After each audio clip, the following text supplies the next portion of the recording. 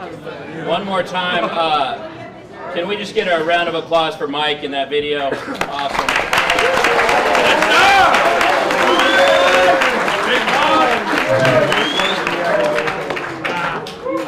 I can tell you, Mike's been in our dugout now for 2+ years. I feel like, you know, and I just want to say thank you, because it's always difficult as a coach to have parents around the dugout, and you have been nothing but respectful in every way of our dugout, of our team, of the coaching staff, of the opponent, of the umpires, everything, and then you put out a product like that. So it's just amazing, and thank you very much for all your time and effort.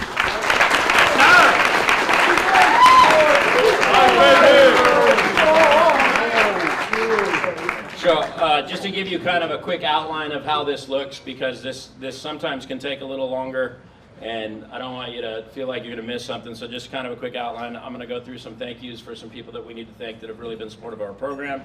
And then I'm going to talk a little bit about this team and this group and this season. And then we're going to introduce the players and give them their certificates and awards. We'll go through all of the underclassmen, and then we spend a couple of minutes, I spend a couple of minutes talking about each senior when they come up here individually. Once we get done with all the team stuff, then we'll give out the awards, such as All-League and the Lancer Award that they voted on. And then I'll close with some final stuff at the end. So that's how it looks.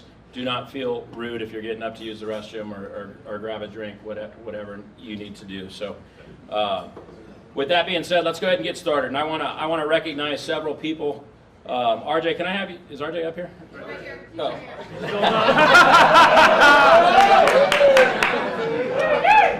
It's water, I promise. It's not water. I'm going to have RJ come up and help me hand this stuff out, but He's running.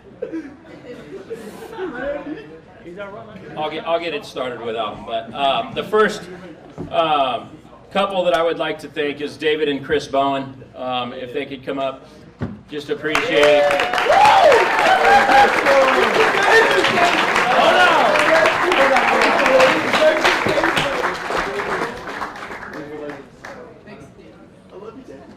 They're huge hearts in letting us use K-Zone, and all the other support that they've done, from flowers, helping us get flowers at senior night and everything else, is just amazing. They got some of the biggest hearts I've ever seen, and just happy to have them back for another year.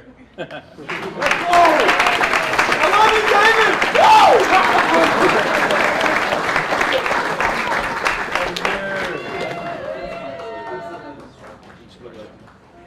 The next, we've talked about them already, but Mike and Jen Fusco, if you guys can come up.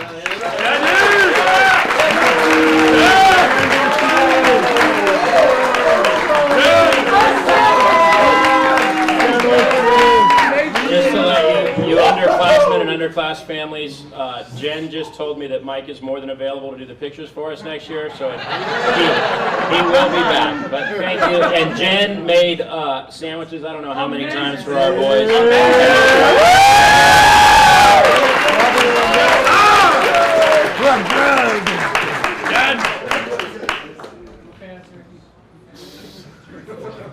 Next is Randy Mansfield.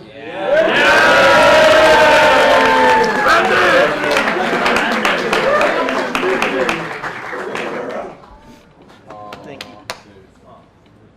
Thank you. Randy has done Game Changer when Scott Rogers wasn't available to do it. He led our E-Teams sponsor, and he's always been a guy that's understood our program and how I roll, and been kind of that middleman, and just a guy that I've really relied on a lot, so I'm definitely going to miss him. I know he'll be around still, but definitely going to miss him being around every single day. So Randy, thank you.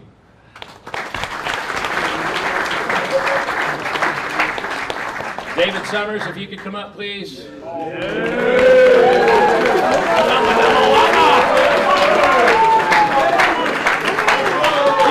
all know by now that David has been a member of our booster committee, and just tireless, numerous hours putting that Christmas tree lot together and doing all the ordering. And I'll tell you, dealing with that salesman up there is not always the easiest thing. And I think, no offense to anybody else that's done it in the past, but I think it was the smoothest it's ever run this year amongst COVID and everything else. So hats off and thank you very much.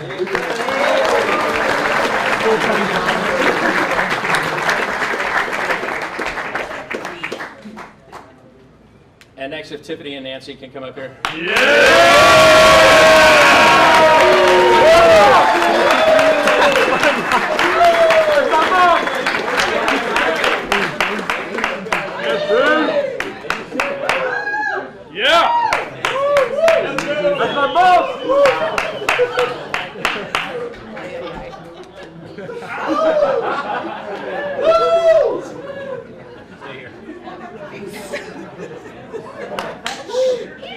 I'm going to try not to cry tonight, but I can tell you that these two women have been very instrumental in everything that goes on behind, the doors of our program. Like, anytime that things come up, there's ideas, I'm calling them like, what do you guys think about this? They're communicating with other parents. They're giving me feedback from that end. And, we've spent a lot of time together with the booster committee and doing everything, but these two women right here really have done just so much for our program and so much for your boys. So I truly appreciate it, and look forward to having you back next year. So.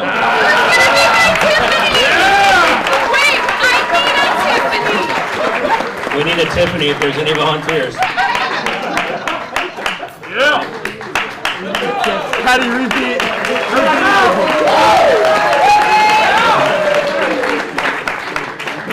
Get held back. Ava needs to start playing baseball. Next, I'd like to recognize a new member of our team, if you will, and that's Ryan Juarez. Get up here.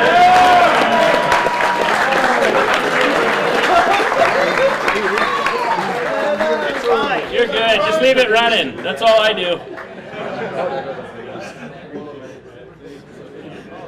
You gotta stay up here while I talk about it for a second. I appreciate it. Just gotta make sure you're inside that. So if you guys don't know who Ryan is, we had this unbelievable addition this year. At the beginning of the year, we didn't know what everything was going to look like as far as fans and spectators. And I saw Ryan doing work at the at San Bernardino when we played in those few games, doing all the video coverage. And I had never crossed paths with him before, and I saw the work that he was doing, and I just approached him and said, hey, what would it look like to potentially have you come video our stuff? And it's been the greatest introduction, I think, of our program to have that live stream. And I know firsthand from my mother-in-law, Cindy's mom, she watches every game, and it's just, I've sent it to colleges, and they cannot believe the quality of product that's out there from a live stream standpoint. And it's Ryan that's behind all of this.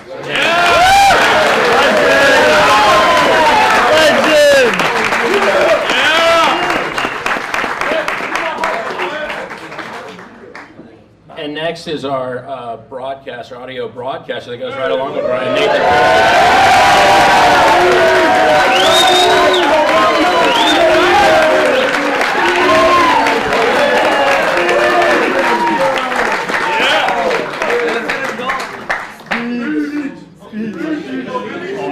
They're calling for a speech. You want to say a couple words? Honestly, I just want to say thank you. Thank you to everybody, the players, for giving me so much of your time, allowing me to ask you questions, some tough, some not. Thank you to the parents for all of your support, all the chats during the games before and after. I really appreciate it. Thank you to the coaches for 9 years for trusting me to get it right and to and to be the voice of this program. It's an honor and a privilege. I don't know if you guys know just how much fun you were to watch this year. Honestly. And how they're going to be as they continue to move on through the playoffs as well. Now, you guys have honestly, this has been a treat for me, as I'm sure it has for the relatives of yours who have been able to watch and listen. It's a pleasure for me to do it. I'm honored to do it, and yeah, keep up the great work. Let's continue on in the playoffs. Let's go.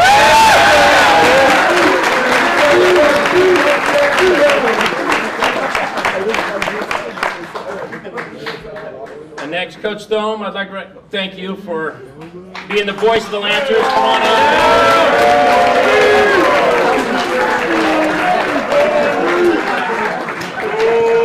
We are not letting him give a speech. That is not happening.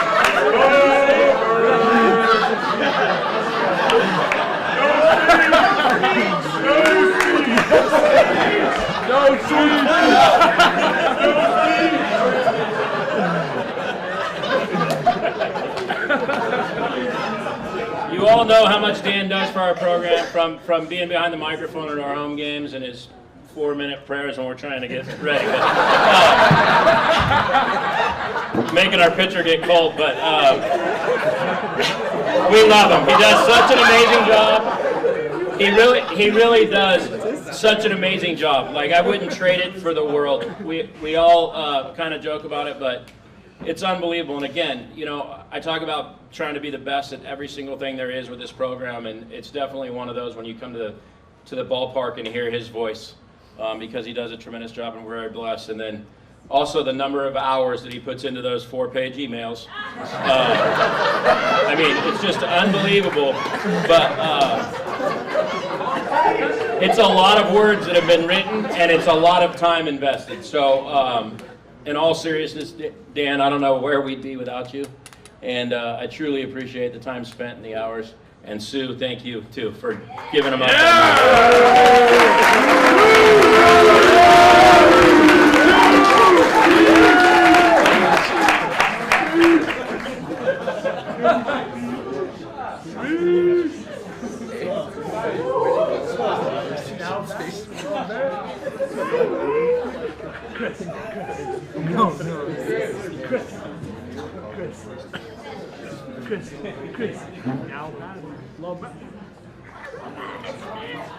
Next, if I could have both Jessica Gay and Aaron Shevlin come up here together.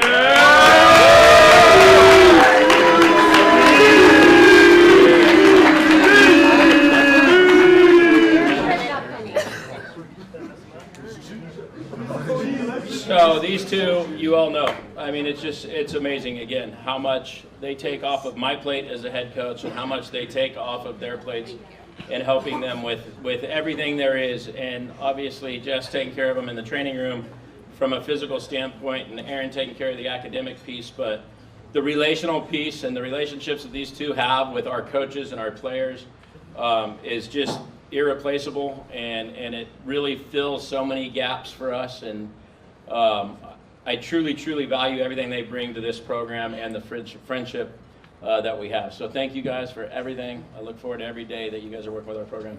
Appreciate it.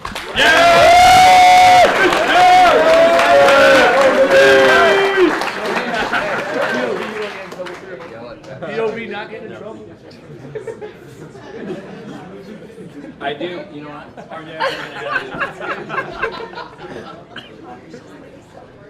Oh, I know. I'll come back. Hey, you guys better yell at your plate now. Oh, that's it.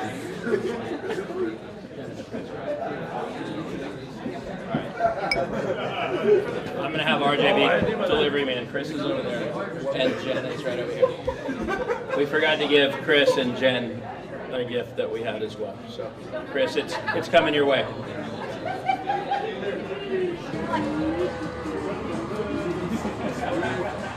Nancy, I think you're playing music. Is that you? All right. I could go on and on with all of the thank yous, because everyone in this room has had an instrumental part in a piece of this, and we talk about it from day one, about how it does take everybody. And you're all very, very special and very much a part of this, because it really is the greatest thing going when it comes to high school baseball. And I think it's unbelievable what this program does year in and year out. And it's because of all of you in this room. Like RJ kind of said it earlier, but you know, 90% of this stuff doesn't come from me. I just happen to have the name and the badge or the title or whatever you want to say to sit behind, and I get a lot of the credit, but I know that most of that credit needs to go to all of you.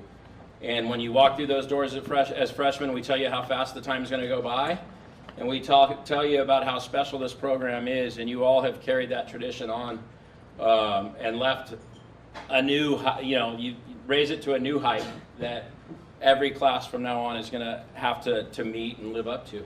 And I just think that that's the greatest thing of our program. You know, now when I talk, one of my jobs in admissions is given shadow days, and it's really, you know, an opportunity to talk to all people about our school and our community, but even baseball families about our program. And it's not about the baseball. It really isn't about the baseball. And we tell them day in and day out, don't come here for the baseball. If you come to Orange Lutheran for the baseball, it's the wrong thing. So hopefully each and every one of you guys has had that experience. And I just want to say thank you for helping us get to the point that we're at. And as we continue to move forward and always look to improve, it's a lot of you that I owe thanks to. So thank all of you. Okay, now I'd like to turn it over to these guys and talk a little bit about this season. Again, I'm going to try not to cry. This group has been unbelievable to work with. And when we graduated last year, the guys that we graduated, after looking forward to that year, that 2020 season was something that we looked forward to. And honestly, selfishly, I can tell you that that was like the dream team for us. It really was. And to see it get cut short, it was like the world came down on us. And we hadn't even thought, I hadn't even thought, maybe the other coaches can speak differently, but I hadn't even thought beyond 2020. It was like, we're going to do all this stuff in 2020, and nothing else mattered. And then when all of that happened, it was like, wow. You know, you get humbled, but you really turn to what the most valuable pieces are, and that's relationships and the experiences that you go through and the opportunities that we all had through last summer. You know, it kind of took everything and put it in perspective. And we talk all the time about how baseball is just a little part of life, and it really is. And I think COVID, for everybody, I mean, it really kind of brought us down to earth. But going on walks with my wife and my dog and my kids, and spending the time in the summer to help McKenna transform over from gymnastics to softball, you know, it really put things in perspective. And then as you go back to the baseball program, you know, I'm thinking, man, we lost all these guys. We have no experience coming back, really. You know, I think, Nathan, you said, what, 4 guys had varsity experience or something last year, or actual playing time? Is that what the number was? I mean, you know, it was like, what are we going to get? And we had a big range of talent. We had a range of ages. We had young kids coming in that were really talented. We had older kids, you know, that are good players and great kids that have worked their tails off for 3 years, that now are going to be seniors, and we have all this young talent coming up. And I thought, man, this could be really, really ugly. And people would ask, like, how are you going to be next year? You lost all those guys. And I'm like, you know, I know we're going to have talent, but the big problem, the big question mark is going to be the chemistry of our team. It really is. And those are the questions that I have. And as a high school coach for 23 years, I say it all the time, the chemistry of a team it takes you through a season. It carries you through a season. And we preach that to these guys all the time. And so I knew my focus as a coach, when you look at things and say, what do you need to do? My focus as a coach was, hey, we really have to work on the relational piece in the dugout, the relational piece between our seniors and our freshmen, sophomores, because it's going to be as diverse of a group that we've had from a talent standpoint. And we're trying to take 18-year-olds and mix them with 14 and 15-year-olds and really, you know, make it happen, and then be successful on the field when we have 30 guys in the dugout, right? And then we have transfers coming in, and very, very, very talented transfers coming in. And it was like, man, all this stuff, there is no way that we can put it all together. It's going to be really tough. And that was our challenge. And I can go back to the fall, you know, when we came back, and this is where it starts with this class of 2021. When we came back from summer, and I was, you know, back east all of summer, and I came back and I saw these seniors. Every single one of them had made a huge stride physically. And we talked a little about it last March or April when we last met about, hey, you know, this is an opportunity. It's an opportunity for you to use this time off. Who knows how long it's going to be. And really improve yourself. You know, you can spend more time in the weight room. You can commit to a lot of different things.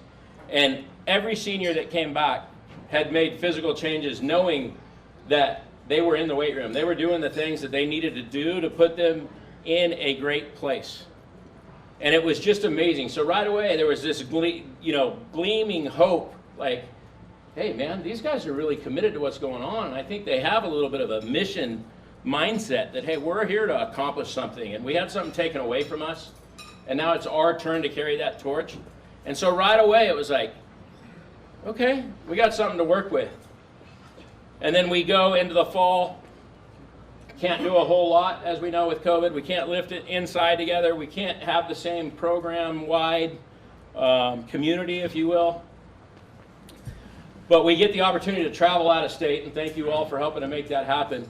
You know, and we were able to go out of state a lot of times, and I really think that when we traveled together, it made a world of difference in building these relationships.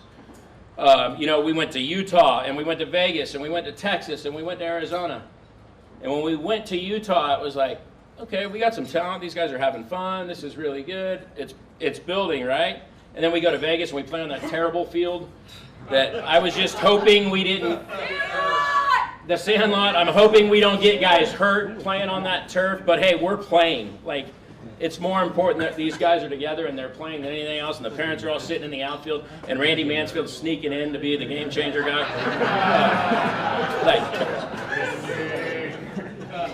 It was just amazing. And then we're playing some pretty decent teams, and we just keep finding ways to win, even in the fall when, you know, we're always competing, but that's not the end all. That's not what we're using the fall and winter for. It's not to win games. It's to get guys out there and play, and we're starting to see the depth.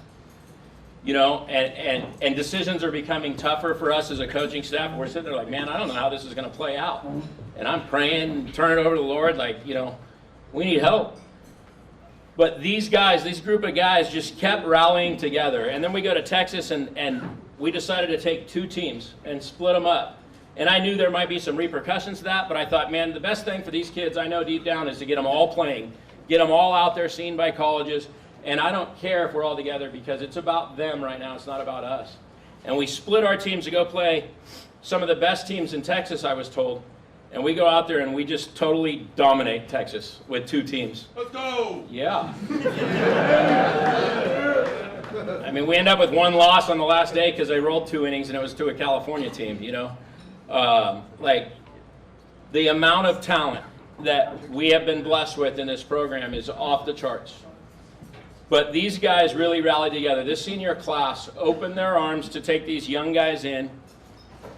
You saw in the video Matthew Polk with Derek Curiel, you know, Justin DeCrescio with Ben Ryland. Like, right away, these seniors just embraced those guys, you know, and the young guys, Carson with Richard and Ryan White with my son. And it was like, man, these guys are very mature in how they're handling it. And they have opened up their arms and literally brought these guys in. And not only are they competing for the same job, but when it's over, they're coaching them up. And as a coach, there is nothing else you could ask for. That is our ultimate goal, is to make each and every one of them the best player that we can. And I know it's tough when you're competing for the same spot. I get it. It's really hard to keep a relationship and to really push him to be better. But that's what we're challenged to do. And I think that that's the difference in our program, because being around better players, we have to get better. When you make the guy next to you better, you get better. And I think that you have seen that in the growth of our players. And as we talk about these players in a little while, I want you to realize and think back to where they were as freshmen to where these seniors are now. And I know not all of them were here for all 4 years, but I guarantee you the growth in the time that they were at Orange Lutheran has been significant. And that's not because of me or Coach Farrell or Coach Brown or Coach Camacho or anybody else. It's because of what we have built here. We together. And we all just get to sit back and watch it because it's really fun. And sitting back and watching these guys play, like Nathan Percy just said, has been the funnest year of my life. It really has been the funnest year of my life, because we've always had expectations and we expect to be great. But this year our expectations have been far exceeded to this point, and I don't think there's anything this team can't accomplish. I really don't. And it's because of the seniors and the way that they've built these relationships.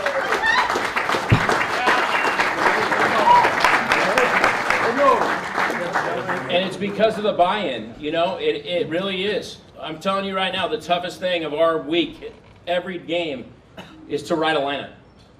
It is very, very difficult because we can rotate guys in, we can play matchups, we can look at different things, we can put a guy in to bunt, we can put a guy in to run, we can, like, It's difficult. It's not like football and basketball and a lot of the sports where you can just roll guys in and out.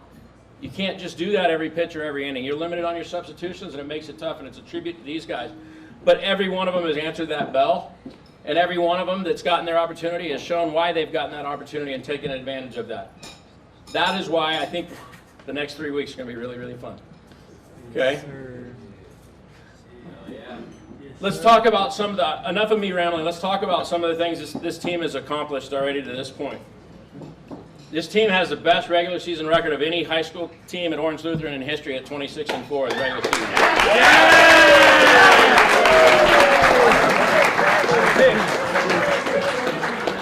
With our win on Wednesday against Aliso Niguel, we now have 27. That's the most any team's ever had at Orange Lutheran, including the playoffs. Yeah. We have a chance to break that record on Tuesday.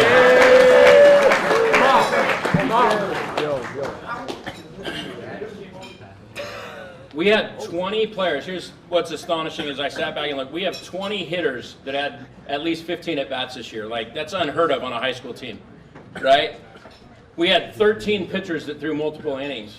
Again, unheard of. How many schools can say we have 13 guys that can pitch at the varsity level, let alone in the Trinity League at the level that we play at? Pretty amazing. We scored a school record 225 runs in 31 games, which is 7.3 runs a game.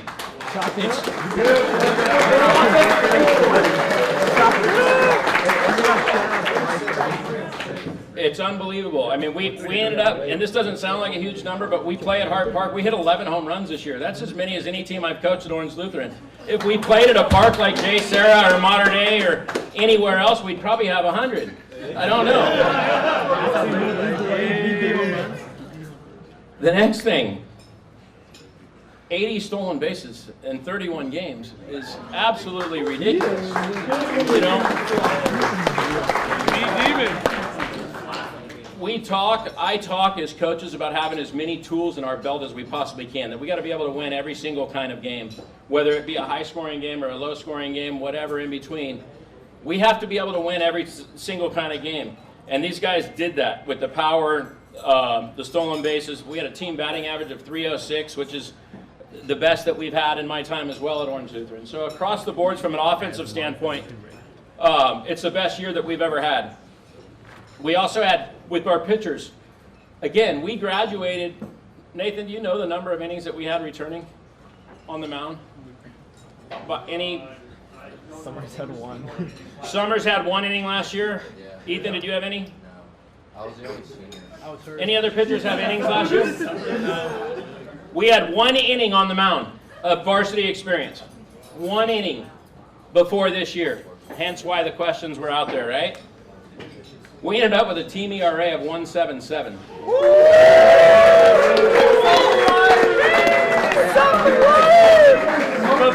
We struck out 220 batters while only walking 65. Okay.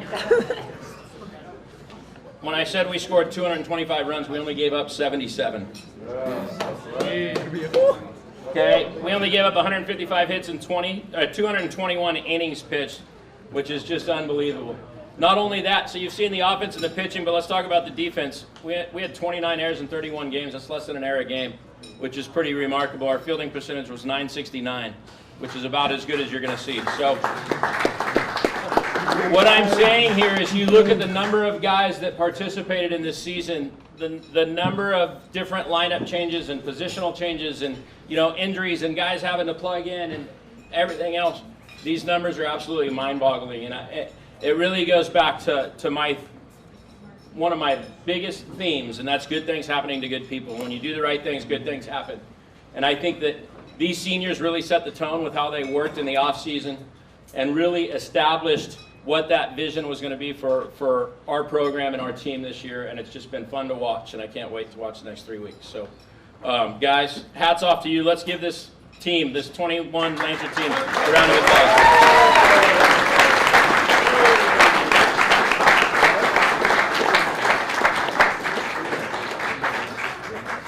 All right, I'm going to start this one by introducing the coaches, and I'm going to have them up here to be here when we start with the players as well, so they can shake hands.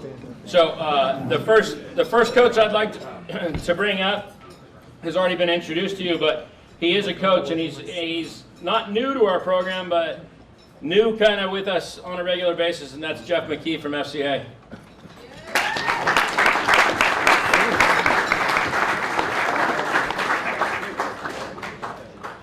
Jess and Aaron. Sorry. This is weird, but I like it. Jeff has done just amazing things. He's going to continue to do amazing things. I know with Coach Brown, who I'm going to call up here next, our first-year assistant coach, pitching coach, Mr. Vince Brown.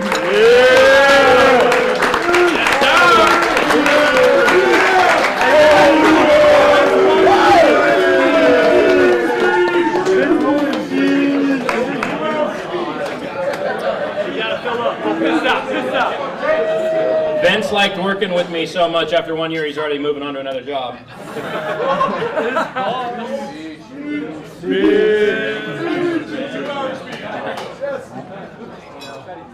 But I know that Jeff and Vince are working to do some stuff moving forward with all of our athletes in Orange Lutheran. I think is very important and will be crucial in our development as an athletic department.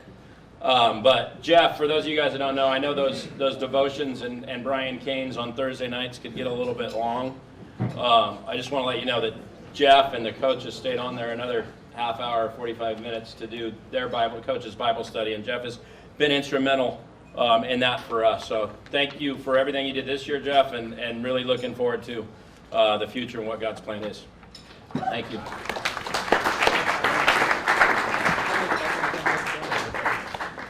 Vince, I didn't get a chance to talk about, but just awesome. When I had the opportunity to potentially bring Vince in to help out, it was a no-brainer for me. We were in Georgia together last summer as our boys were playing together on the same team, and it was not too long after Vince had announced he was retiring from football, and he kind of mentioned, I'd love to continue to coach, and it was kind of eye-opening for me. Here's a guy that's been a legend in Orange County for a long time, and now he's stepping down, but then he says he still wants to coach. And, he goes on to say, I would, really like to coach at a school that has lights, because it'll allow me to see my son, allow me to spend family time. And I'm like, well, Vince, we have lights. And you're welcome anytime, buddy. Like, I want to get better. You can obviously make our program better. I'd love to have you. And it was great, but it was kind of the end of our conversation, really. And then about, I don't know, probably 4 weeks later, 6 weeks later, I post the job for our pitching coach position, and Vince doesn't call me. Vince doesn't text me.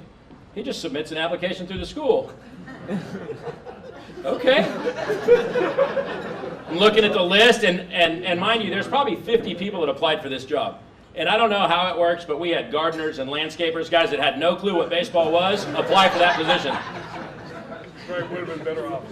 No. But it's pretty amazing how God works, and having Vince as part of our program has been amazing.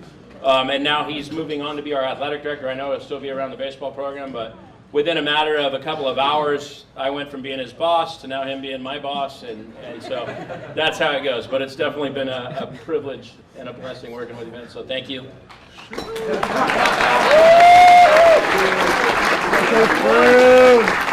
the next coach I'd like to bring up is Coach Farrell.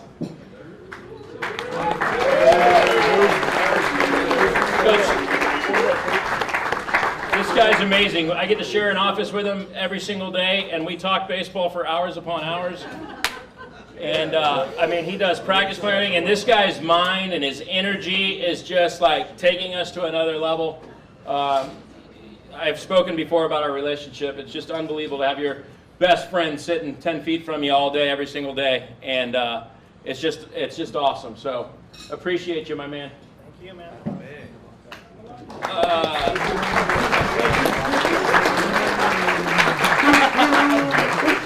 Is Coach Rodriguez here yet? Coach Rodriguez had to work till 8 o'clock, so he's going to be here soon. So you all know Coach Rodriguez, but I'll have him come up. And then I would like Coach Camacho to come up.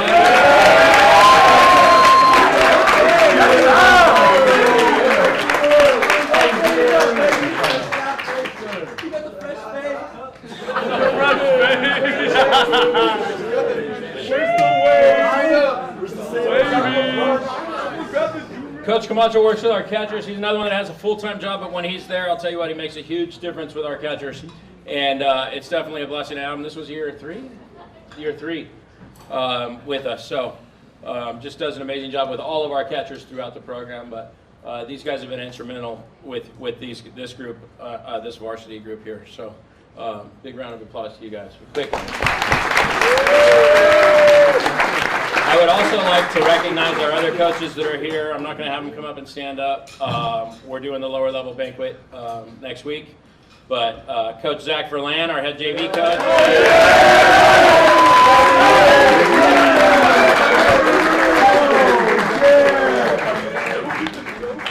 And then you all met Coach Thome already. Seen Coach Thome. Our head freshman coach. And then for those of you that might not have had the opportunity to meet, our newest member of the coaching staff is Nate Green. Nate, if you could stand up.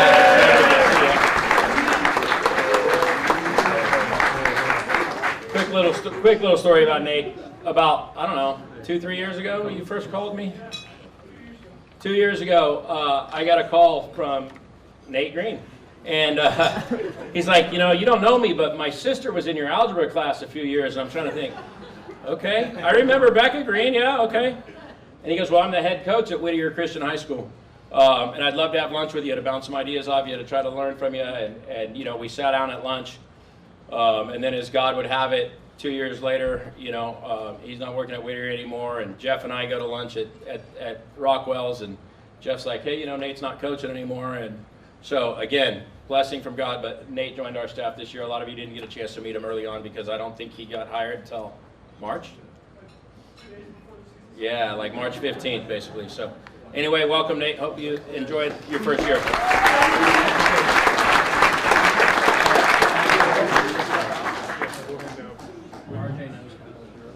RJ, get over here, do the drill. So the way that we're going to introduce the players is...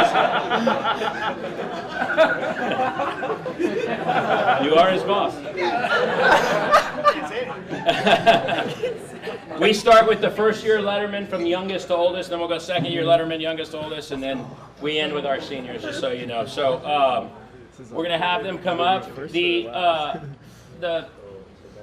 first-year lettermen are getting their letter. I know letterman's jackets aren't as cool as they used to be, but are they?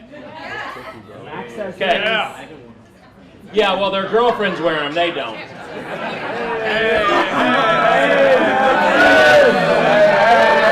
I didn't say any names, Connor.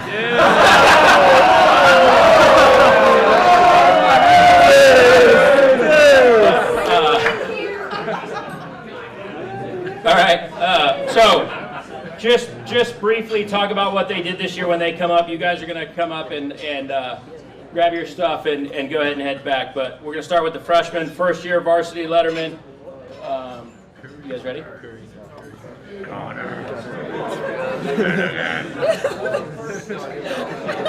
They're all there. I double check. All right, and we do it by number, uniform number as well. So first year letterman, freshman number 23, outfield infielder Ben Ryland.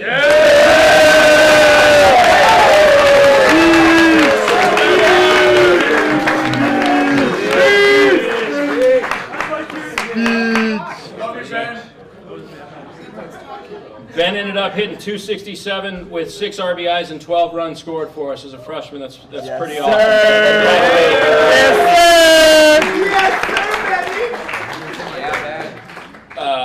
Another freshman, number 29, Derek Curiel.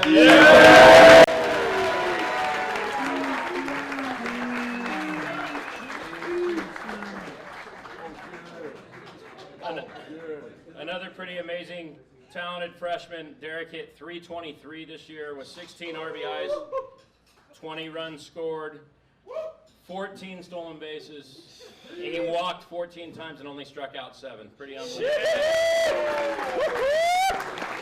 Big man. Oh, yeah.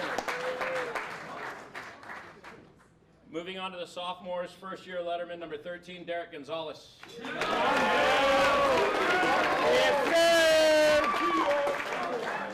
PR Derek. PR Derek at the Schmedium. Dick, you gotta stand here for a second. A combo catcher and outfielder. Derek did have a couple of injuries this year that kind of held him back, but he had a 500 on base percentage. He walked 4 times and only struck out twice, and just really going to be an offensive force that can help us both behind the plate and the outfield. So, congrats. Yeah,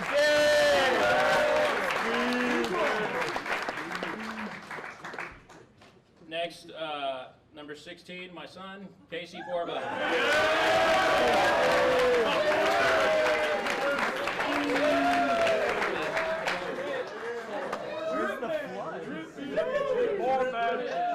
He didn't get those shoes from me, I promise.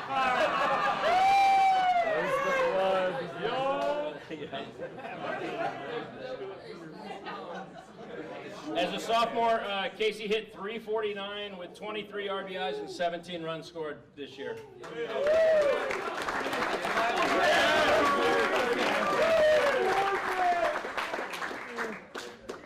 Next, number 42, sophomore catcher, Richard Tejeda.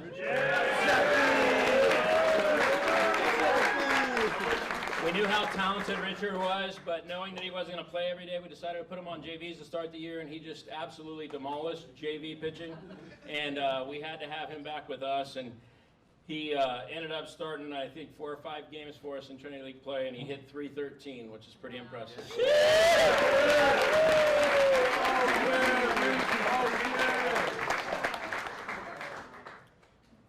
Another sophomore, number 45, right-hand pitcher, Evan Miranda.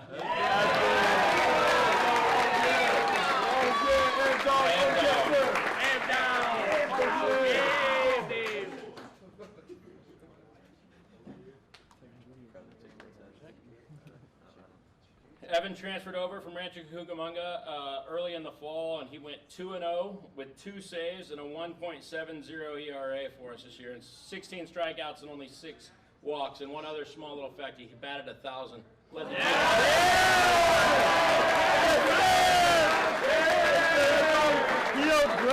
was 1 for 1. That dumb coach should have been lined up more. Moving on to the juniors. First year letterman number 3, right-handed pitcher Sawyer Vortman.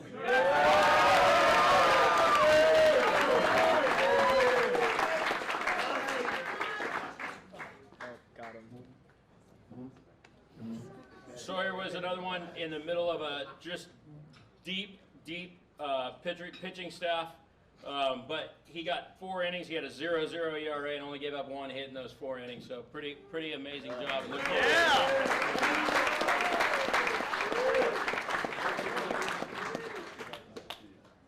Number 5, junior infielder Chase Cummings.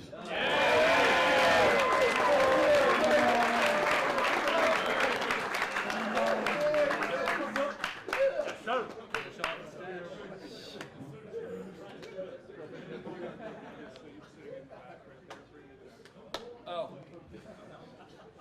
I was just ordered by my athletic director to get his rear end up here.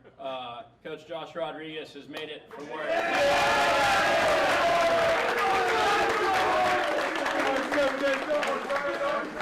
sorry to interrupt Chase's little intro here, but transferring over from Corona Santiago, where am I here? Chase hit .273 with 14 RBIs and 13 runs while playing amazing defense for us at second and third base. And the walk-off!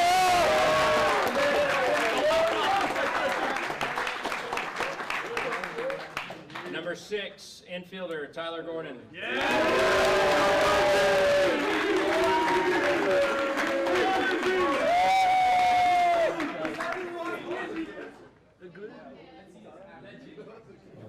The legend. This guy just keeps getting better and better. This year he hit .417 for us, which is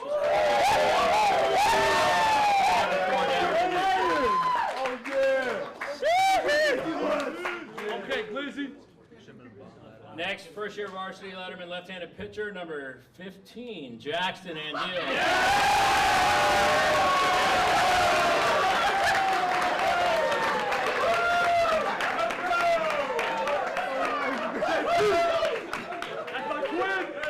I I don't have any numbers to give you.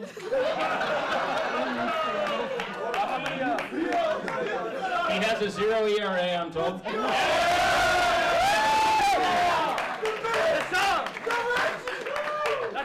This guy is just amazing, and when we get him healthy, he's going to do some amazing, amazing, amazing things. And just a pleasure to be around every single day. Really brings a lot of life to the dugout.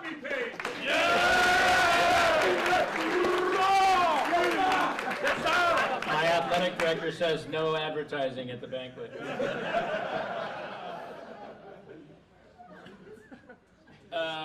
Next, number 18, right-handed pitcher Riker Sullivan. None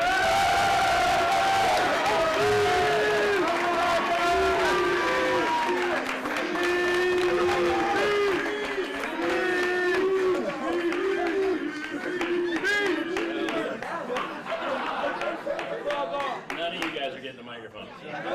These are our dads. These are our dads. Okay, brother. Riker's another one that, as a junior, he just keeps getting better and better on the mound. I saw him last summer pitching, and he just keeps making those steps. Recently committed to UC Riverside. In his most recent outing, he threw 2 shutout innings against St. John Bosco. So signs of good things to be coming.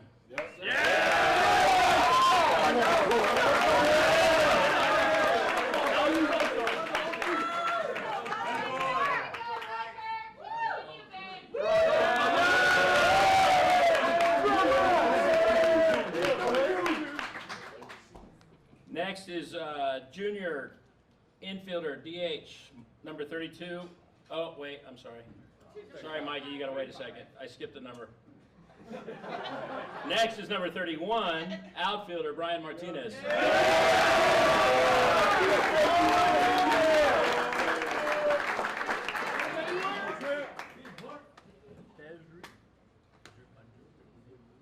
Brian transferred in late, like February, I believe it was, and immediately made an impact on our team after the sit-out period. He hit 353 with 5 RBIs for us, so really a lot coming forward for him as well. Another right-handed option off the bench.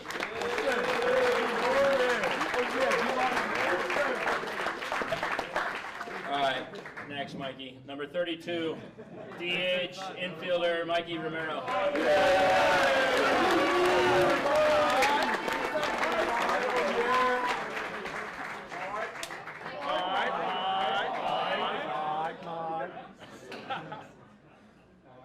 Mikey transferred to us from Vista Marietta last summer, and just amazing hitter. Saw him take a ball like literally off the ground and hit a line drive up the middle to drive in a run a day. But first year with us, he hit 373 with 15 RBIs and 14 runs, and I think he only played 15 games. I think it was 15 games right at the beginning of the league. So pretty unbelievable numbers in that short of time.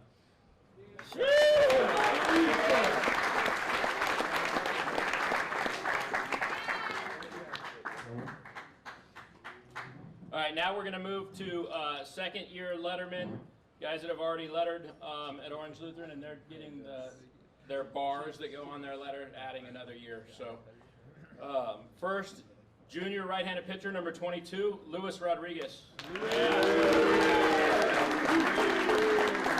He's a junior, Coach Thumb.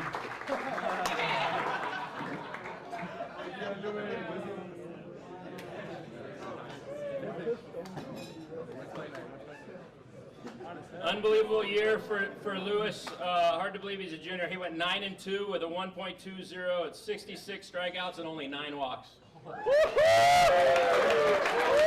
on, no.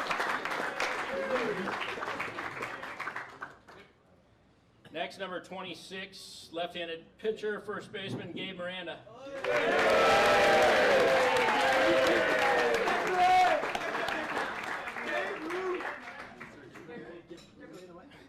A two-way threat for us this year. He went 1-1 with 13 innings pitched and a 0.53 ERA on the mound. And then offensively, he hit 292 with 14 RBIs, 12 runs scored, and 2 home runs.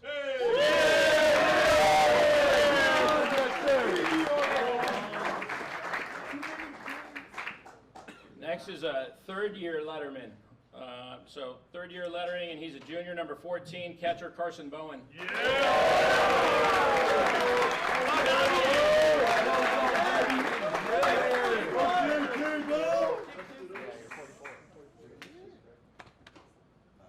Carson this year has a .440 on-base percentage. He scored 19 runs, which is the 5th most on the team. And more impressively, behind the plate, he has caught over 40% of attempted base runners. So just tremendous job behind the plate.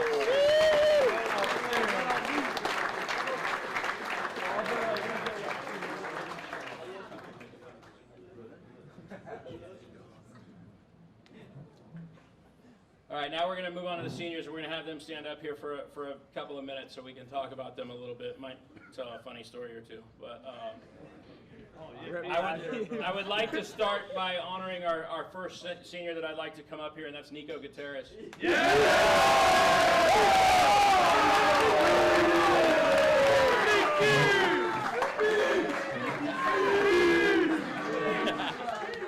I do trust him with the mic.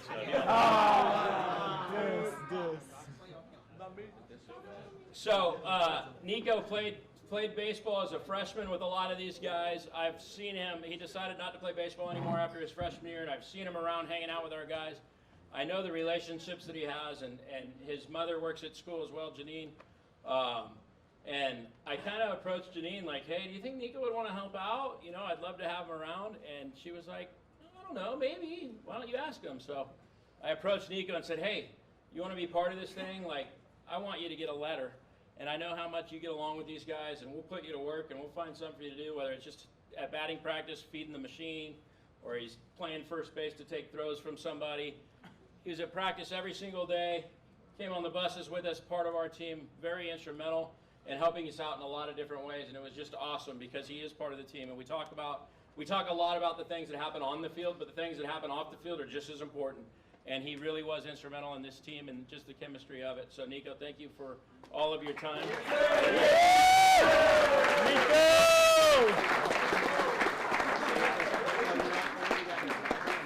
So on the back, if you'll bring me Nico's, on the back it has their name. On the bat, obviously, has their name. I want a glove. Nico is going to be going to the University of Tennessee next year. Go Bulls! Go Bulls! So the seniors, thanks to Jeff McKee, have Trinity bats that have their name engraved in it, along with our Bible verse. That's a keepsake for them. And then they're also getting, also with the help of Jeff, each year it's become tradition for the last, I started this a couple of years ago, but they get a Bible inscripted with their name on it, and I write a message to each of them inside the opening cover. And I just hope that these guys take this Bible with them as they take their next step after the next 3 weeks here, as they take their next step. But that's what they're getting, and then they get their letters or their bars as well. All right, Nico, congratulations.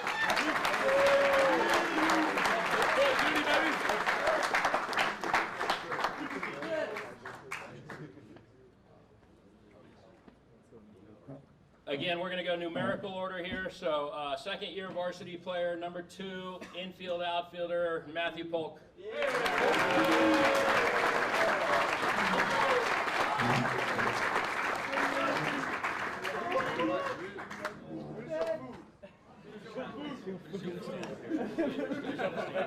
With the coaches.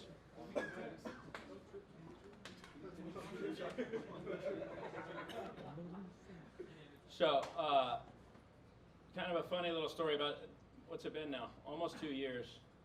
Almost 2 years ago, I get a call that Matthew wants to transfer in from GAR, and he's on a shadow day. So he's coming to school. You guys all know what shadow days are, but he's visiting school.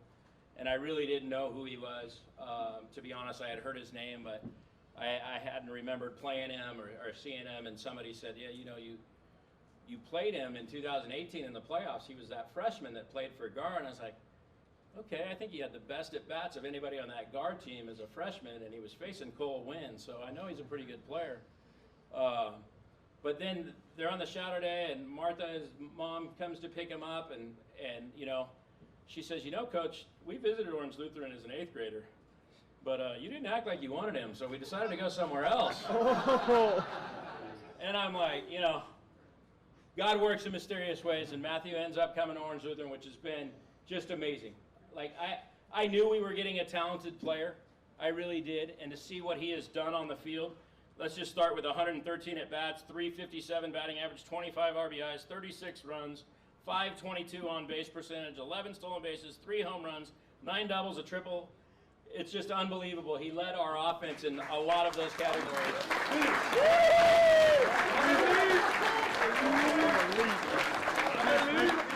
So we knew how gifted he was athletically, but I will tell you what the biggest difference he has made with this group is his leadership ability, his energy, and what he brings to the field every single day. If you get a chance, if he's in the outfield, go stand behind the outfield and listen to him talk to the other outfielders for a half inning. Or if you can place a microphone behind second base when he's playing second base and you can hear what goes on in his conversations with his teammates, the energy he has in the dugout, it is nonstop. And he raises the level of you know, everything that happens at practice. He makes every guy around him better, which is the ultimate compliment of a guy. I don't know what the future holds, what God's plan is. He's either going to be playing at Vanderbilt University, which is one of the best baseball programs in the country, or he's going to be playing professional baseball in about 2 months. He is gifted and blessed enough to do both, but no matter what happens, I know that he's going to go be a successful young man of God, and he's going to do some tremendous things. Matthew, thank you, and I look forward to seeing everything that happens in the next 3 weeks.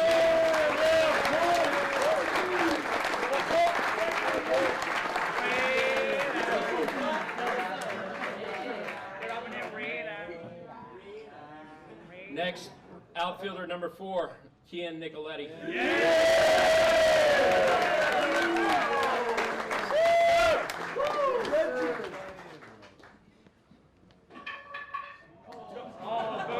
Beating it up already?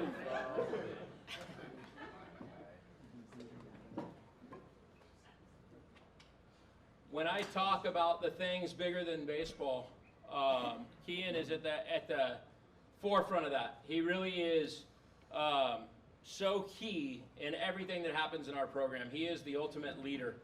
And a lot of times when you look at baseball teams, you know, the guys that are getting the most playing time, the guys that are always in the media, or the guys that are in the newspaper, are the ones that are your captains and your leaders. And I intentionally, as a coach, have never had captains because I don't believe in it. But if there's anything that a captain would be defined as, it's every tool, gift, blessing, whatever you want to say that Kian has. He is the ultimate team guy. He sets the tone in the weight room. I mean, everything he does is to the best of his ability. And that's all you can ask out of a son, out of a player, anything that it might be. He gives it everything he has, and more so than that, he cares about every single one of these people sitting here in front of me and this team's success. It's mind-boggling what a great young man he is and how much he's going to be missed as part of this whole family moving forward. He, this year, has played a huge role for us, and I think it's 21 games he has gotten in to pinch run. He has that role, and we talk about how everybody has a role on a team, and he has taken that role, and he's gone out and he's stolen 6 bases for us, scored tremendous, he scored 6 runs for us, and just, he's in there when we really need something to happen, and he has done his homework in the dugout to prepare him to be successful on the field, and he is doing everything in his power to help this team win, and I will tell you that stuff is just as important as the guys putting up all the big numbers, because he knows his role and he makes everybody around him. And this is one of the key reasons, all those things I talked about earlier with this team, this is one of the key reasons right here we are where we are today. And Kian is going to go on to Baylor University, and he's just going to do some amazing things. And I just really am thankful to have the opportunity to work with you the last 4 years. Thank you.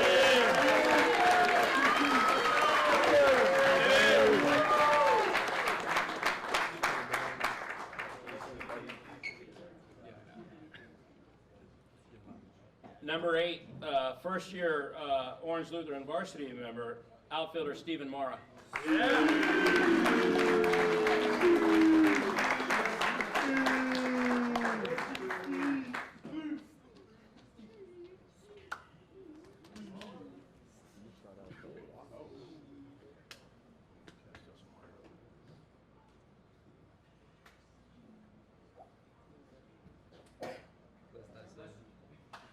You okay? So Stephen transferred in this year as a senior from Claremont High School. And to be honest, we didn't really know Stephen at all. I didn't know who Stephen was. We had never competed against each other. You know, when he first applied and was coming to the school, his dad and I talked on the phone, and you know, he was asking what it would look like, and I'm like, I really don't know. I can't give you any answers. You know, I've never seen your son play before, but here's what our program's all about, and this is how, you know, how we do things, and every guy gets an opportunity to go out there and compete. And he came in right away, like, and accepted the challenge and just worked his tail off. He hit one of the furthest home runs I think I've ever seen in Texas. Was it yeah, it was in Texas. And he's just been another piece to that puzzle that adds an amazing amount of depth. And he would be starting at 99% of high schools in the nation, not only in Orange County or not only locally. He is a tremendous player, and when he's gotten his opportunities to get in there, he hit 263 with 3 RBIs and 3 runs scored. And again, he had to sit out the first, I don't know, 16 games of the season, I think it was. And he's just very, very gifted ball player. But more importantly to me is just his persistence. Stephen is constantly asking questions. Stephen wants to know the game better. Stephen wants to work after practice every single day. He's the first guy with that smile, like, Coach, can we hit in the cage? Coach, do you mind if I stay in the cage after practice and hit a little bit? It's as polite as it can be. The guy just wants to be the best player he can be and the best person that he can be. He's a student of the game. He makes everybody around him better by the way that he talks to people, the respect that he has for everybody, and no matter what happens on the field, he's one of the greatest kids off the field. He's always smiling and never takes anything too serious, but he always wants to get better. And I think that the short time that we have had with him at Orange Lutheran, he's made an amazing impact on it. He's going to have some huge at-bats moving forward in the playoffs, but this has definitely been a year that has prepared him for some very, very good things moving forward in college. And you know, my college coach from Sonoma State was down at our game the other day, and I'm like, man, you need to get this guy. He's special. And he's like, hey, give me his number. So if that's something that Stephen wants to do, that's great. I don't know that he's made a final decision. Do you want to announce it here? It's like signing day? Or do you not know yet? Chaffey College. He's going to go play at Chaffey College. Hopefully. Give him the hat.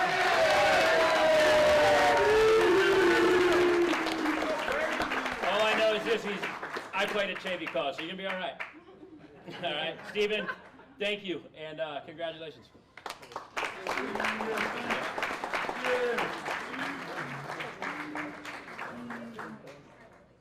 Next is left-handed pitcher, outfielder, second year varsity letterman, number 9, Chris Canada.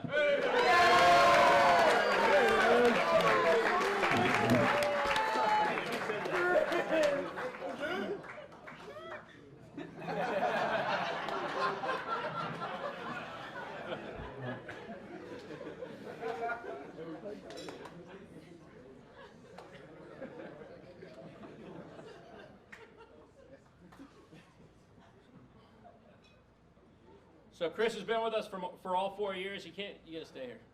He came from St. John's University, St. John's Lutheran School. Sorry. And right away, we knew how gifted this guy was. But, you know, again, the Lord's plan was not for him to be on the mound at a young age. He was growing, and you know, the arm was still, the growth plates hadn't closed, and so he wasn't able to pitch. And we got the opportunity to see him play the outfield, and he's very talented out in the outfield and with the bat as well. And then over the course of the last year or so, he's been given the green light to go out and pitch. And oh my goodness, what a year did he have on the mound. I will tell you. Again, all these pieces for us to have the 6th. Go ahead, you can clap.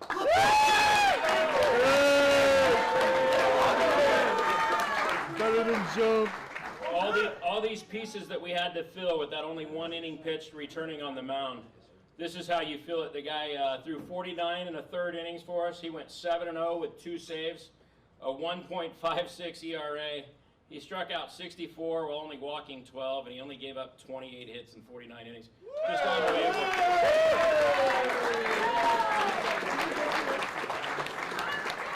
So I remember when we played Harvard Westlake and Huntington Beach in that little three-way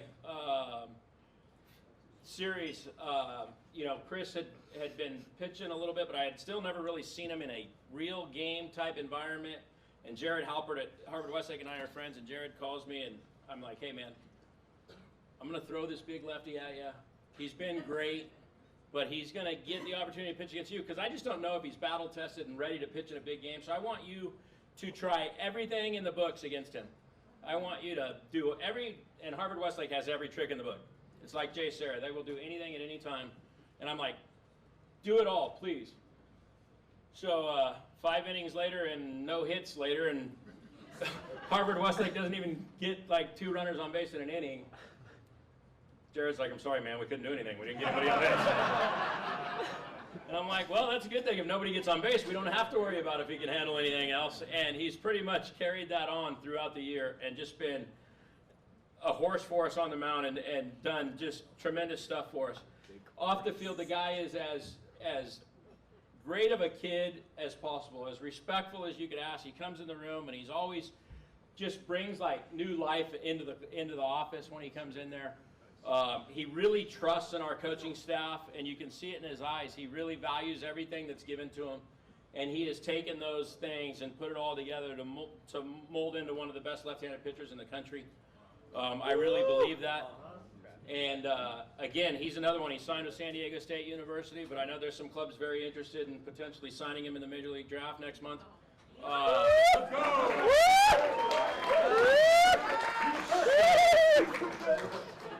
Again, another story of the path is different for everybody, you know. Who would have known from his freshman year to where he is right now that this was God's plan? And I'm just so excited to see what he really has in store for you and what happens over the next month. And just wish you the best of luck. Just go win us a couple more games before you do it, all right? Thanks to my hero!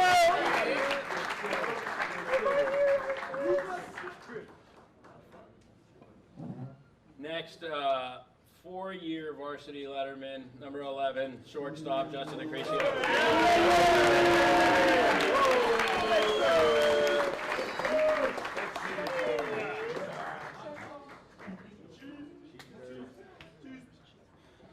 Better known as Cheese, which he doesn't like, by the way. Or do you like it now? I know you didn't. You like cheese now? Yeah, it's good. Okay.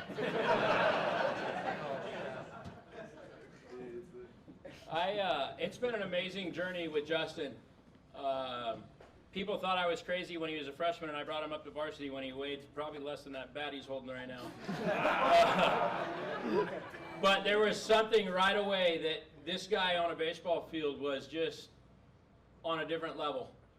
I think he has blossomed into perhaps the best shortstop at Orange Lutheran has ever had. And we've had several guys that are still getting paid to play this game right now in minor league baseball. It is amazing to watch him play that position that, as we all know, is so important to a baseball team. It really is the glue to a defense. Offensively, he's no slouch either. He had 119 at-bats this year, which led our team.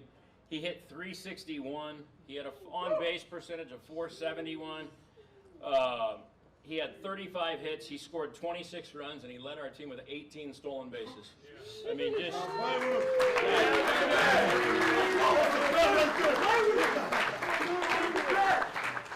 You talk about good things happening to good people and people that you know, do everything you ask. They work their tails off. They never take no for an answer. They're resilient, they're passionate, they're dedicated, they're committed. Every single one of those adjectives describes this guy to a T. Over the course of 4 years, I don't know that I can look back and say that he's done anything wrong. There's nothing that I would say he has a regrettable moment for. And I think that that's unbelievable to say that somebody could go through 4 years of high school and not have a time that their head coach could say, yeah, I wish he'd have done this different. Like, he seems to always make good decisions. He's a leader. I know when our guys were coming in, when Mikey was transferring in, I mean, he's like calling me saying, hey, can I get his number? I want to develop a relationship with him before he even gets here and wears a uniform. Again, those things that happened over the summer during COVID that these guys took upon themselves, it wasn't something that we asked them to do. I didn't even know it. He's got relationships with guys that were new to our program. Again, he sets the tone at practice. You know, everything he does is 110%. Just an amazing young man. Every time I talk to the coach at the University of San Diego where he's signed, they ask how he's doing. I go, don't even worry about how he's doing. Like, he's going to start at shortstop for you next year. I guarantee it.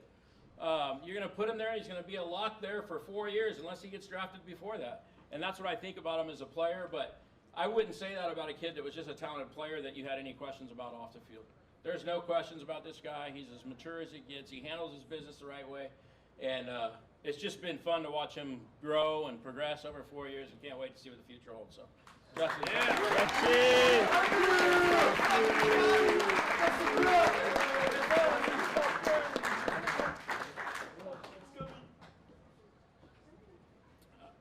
Next, right-handed pitcher, number 12, Gunnar Mansfield.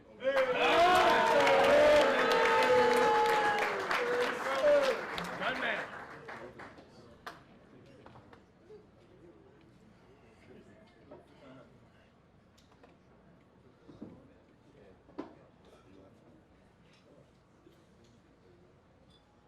So I have known Gunnar since 2011, 2010 probably, when his cousin played for us at Orange Lutheran.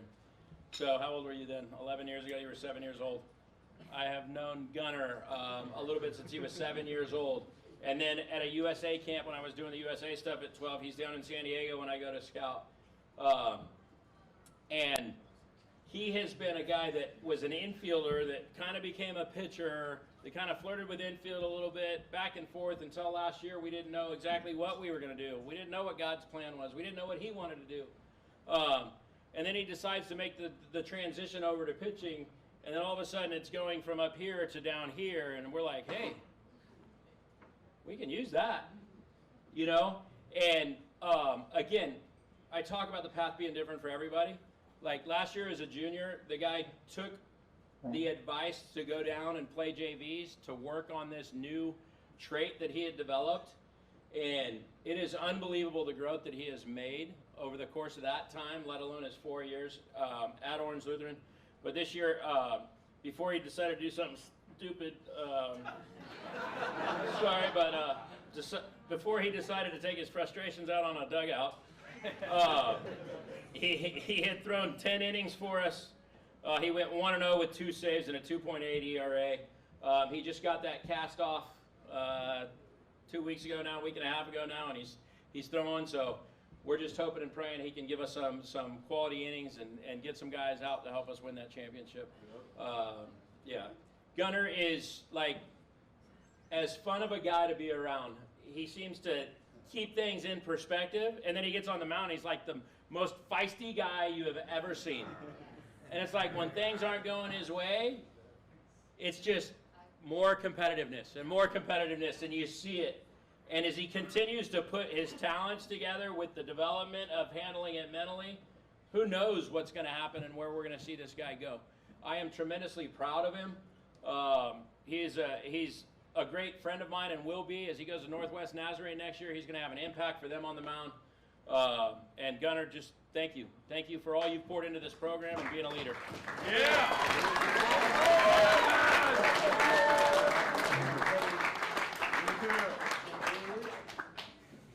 Next is left-handed pitcher number 19, Finnegan Driscoll.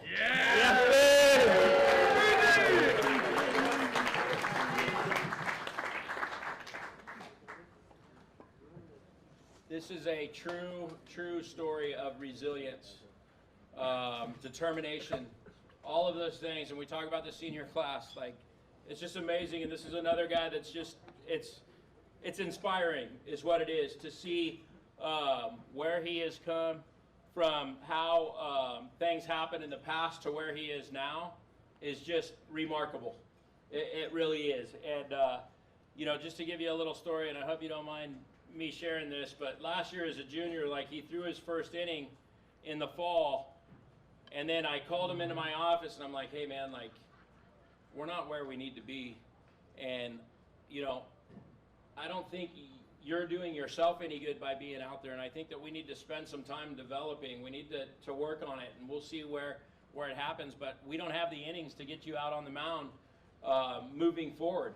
You know, and it was heartbreaking because this kid is as fine of a young man as there possibly is. In the classroom, he gets it done. Around campus, he gets it done. Everybody speaks to what a great young man he is. I've had nothing but positive things to say about him, positive experiences with him, and he has done everything right. And so a year and a half ago, you know, we had this very difficult conversation. And then this summer, I get an email from him.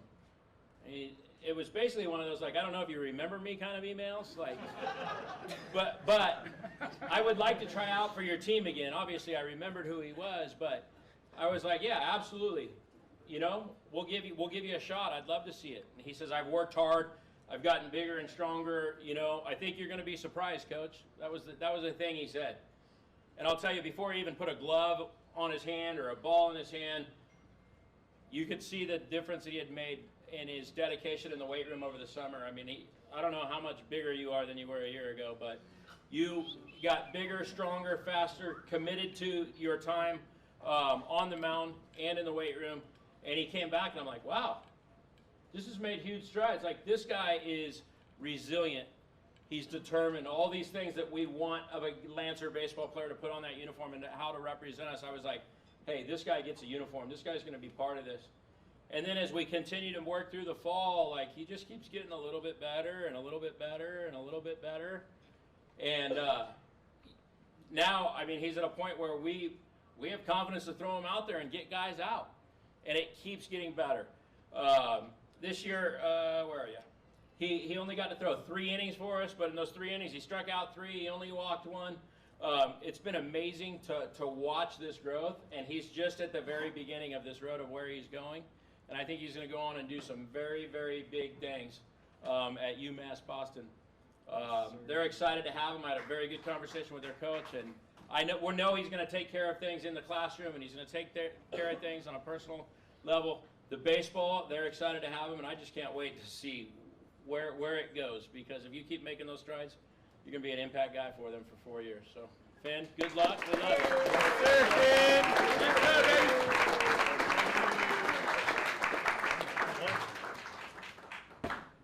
Next is outfielder number 20, Logan Fusco.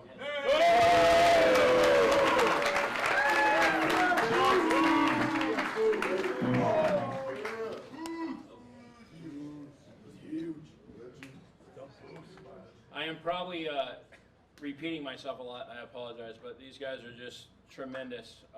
You want to talk about another one of the finest kids you could ever ask for. We are just blessed as coaches to have them. Unfortunately, Logan went down with an injury. When was the first time? First time was in Vegas? No. October.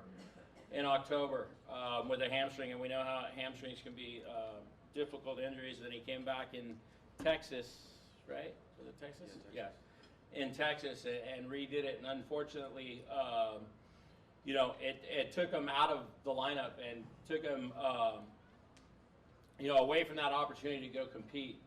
And when we talk to kids about never taking things for granted, this is a prime example of never take things for granted, because you never know what God's got in store for you. And it took him away from something that I know he loved to do. We love watching him do. I know he put in a ton of time, again, in the weight room. I mean, his legs doubled in size, I think, over COVID, because he was so committed to, hey, it's my turn now. And then he gets dealt this curveball, you know, and he hasn't been able to be out there on the field. But he is in the dugout with our guys every day, and he is instrumental in what goes on in that dugout. From the hasta luego stuff to everything that goes on in there, he's a big part of the chemistry of this team. I am forever going to remember Logan being just one of those guys that is Mr. Reliable. One of the biggest questions I have for our guys is, can we trust you? Can we rely on you? And the answer with this guy is 100% yes, we can trust him with whatever it is that is put in front of him. And he is going to go to Baylor University next year as well. Yes, sir. So he and Key are going to hang out. And whatever he chooses to do, there is no doubt he's going to be very successful at it. He's been raised the right way, and just a tremendous blessing and an asset to our program. Oh, yeah, Logan.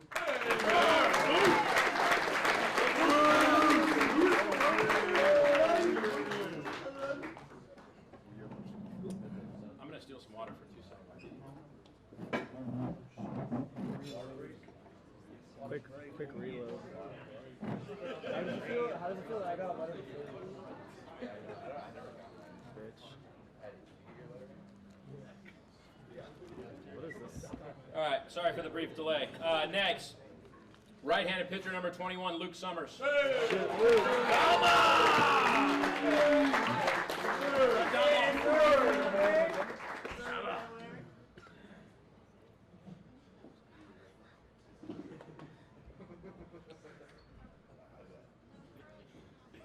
Luke has been an instrumental member of our program for all 4 years. He has had an impact on our pitching staff this year, and Mr. Reliable for us coming out of the bullpen. He this year is 2-1 with 2 saves in 10 games pitched. So he's pitching a third of our games. 19 innings pitched, a 1.47 ERA, 16 strikeouts, and only 4 walks.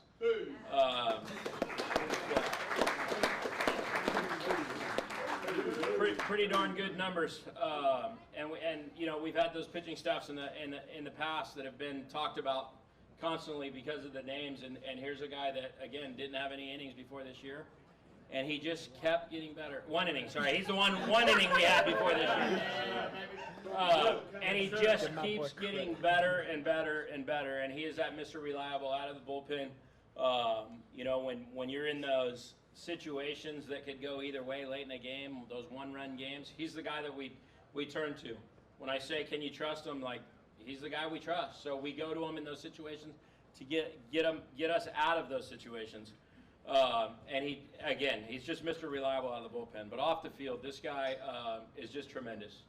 You know, he's pretty quiet, doesn't say a whole lot, but the guy in the classroom gets like, I don't know, 12.2 GPA or something. I can't count as high as his GPA is. But another one that just does everything right, you know, and learns from every hiccup that there is along the way. You can trust him. This senior group is just unbelievable, and I think Luke is a mainstay, a big part of that whole group and that leadership part that we had. He kind of took the pitching staff under his wing. In leading them through different things with his experience at the varsity level. But again, this guy is just as solid as it gets, both out of the bullpen and off the field when it comes to trust and being able to rely on somebody to make good decisions. So, Luke, you're going to continue to go on and do some big things, and congratulations on your success so far.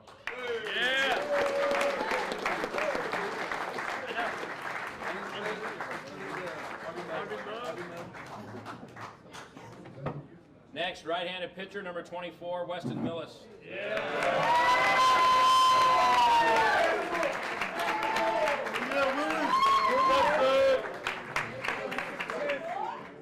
you guys start here. You know your priorities.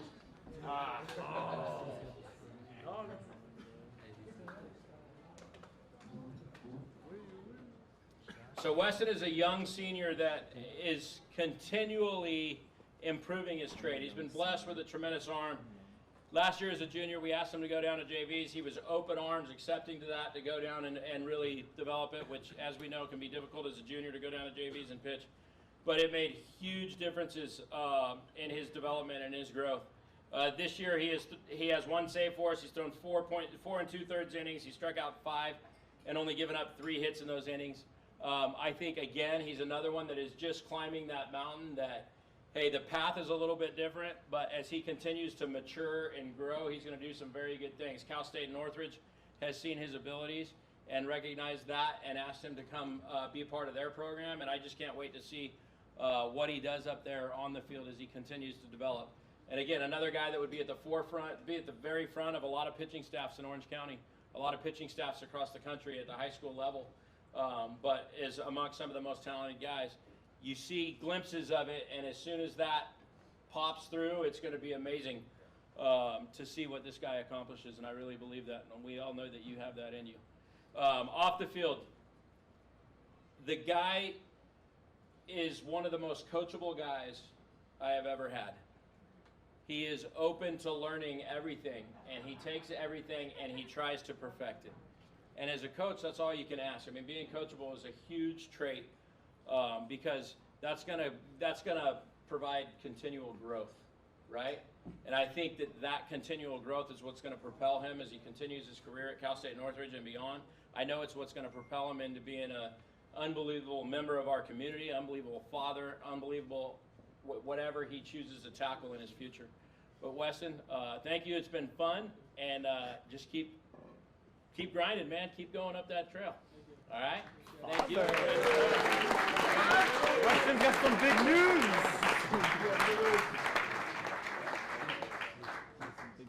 Number 25, outfielder Diesel, Hollywood, Max, and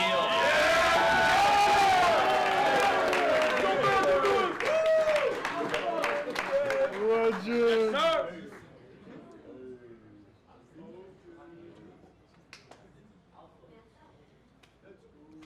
We have no idea where he got the name Hollywood.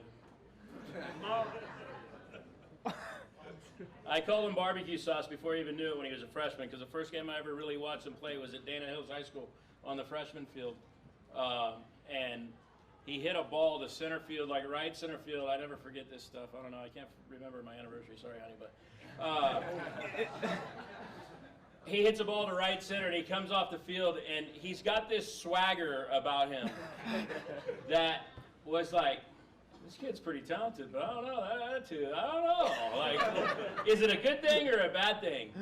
And to be honest, over the first couple of years, like, I tried to get a little bit of that out of him, and try to get him a little more focused on just, hey, be, you know, a grinder and going. And we had our battles over the course of 4 years. I'm not gonna lie about that. I think he'd be the first one to tell you. And you know, as a coach, we see this big picture, and trying to get that picture exposed to what we want it to be can be difficult at times. And I think that through both of us giving a little bit, and me kind of understanding, okay, this is who he is, this is what he's about, let's just keep it in perspective and not disrespect the opponent or disrespect the game. Do your thing, Max. And I think this year, after, you know, dealing with an injury again last year, we have just seen that you know, film exposed into this amazing picture and display of his talents. Because this year on the field, he had 101 at bats for us. He hit 321 with 19 RBIs, 23 runs scored. He had 9 doubles, which tied for the league lead. He had a triple, a home run. He had an on-base percentage of .446, and he stole 6 bases and did a great job for us in the outfield.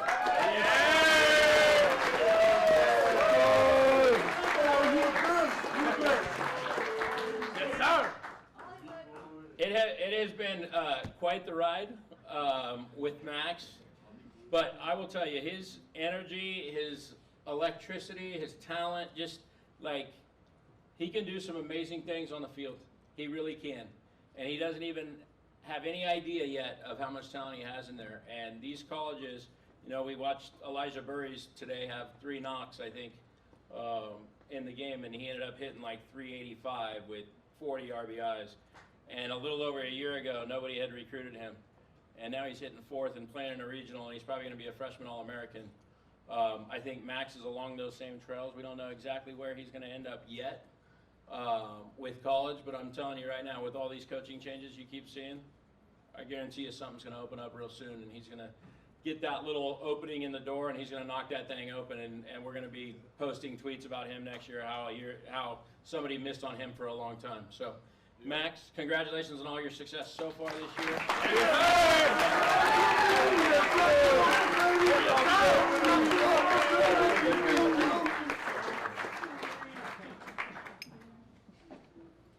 Next, third baseman, number 28, Ryan White.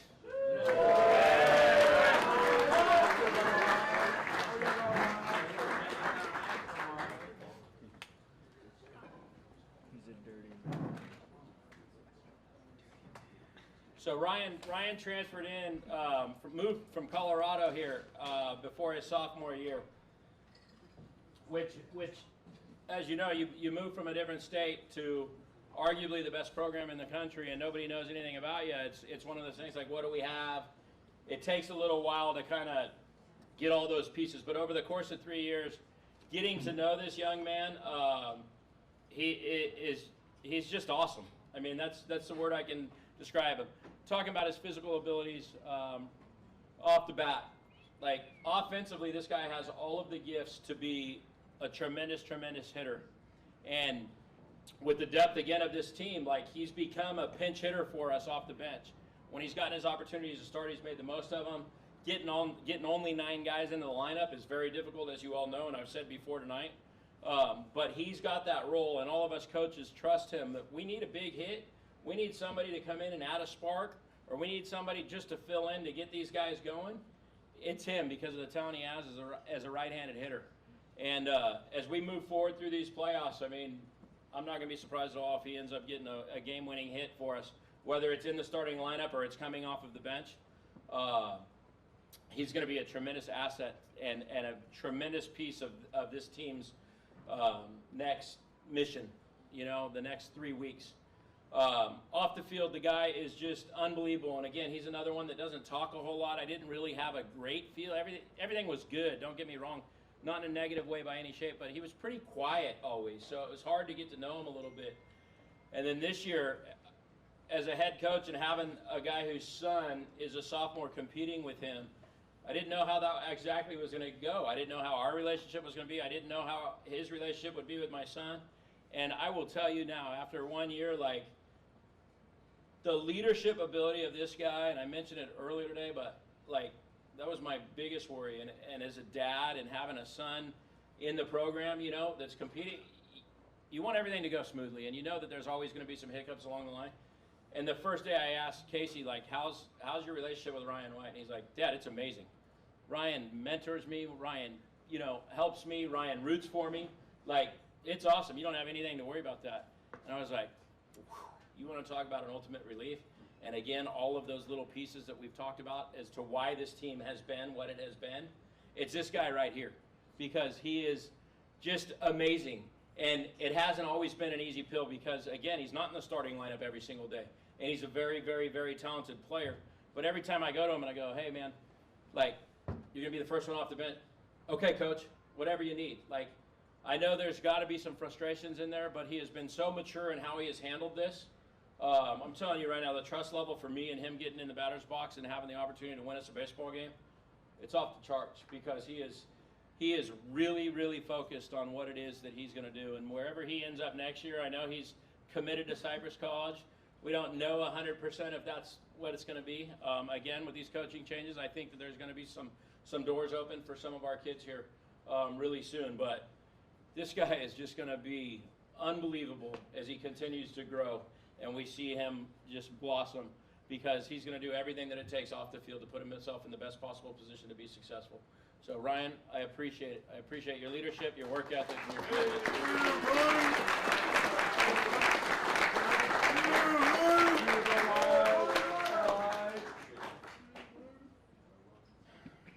Number 36, right-handed pitcher, Ethan Collins.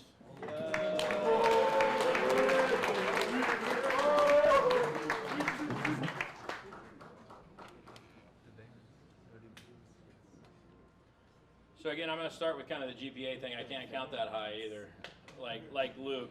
I think that they had like the 2 highest GPAs we've ever had in our program. You want to talk about a guy, again, reliable, right? Reliable. He's always doing the right thing. It doesn't matter what it is. Off the field, on the field, like he's just the guy that you don't ever have to worry about. And you know, as a teacher, you say it's either really good or really bad if the teacher knows your name in the classroom. Right? Like, you teachers know that, right? And those kids that sometimes are in the middle, it's not a bad thing at all. You just don't ever have to worry about them, so you don't get to know them as well. Ethan is kind of one of those guys, like, he just does his thing, and he stays on track, and you never have to worry about him getting off track. And it's just been amazing to watch this guy continue to develop. He's been blessed with an amazing talent in the game of baseball.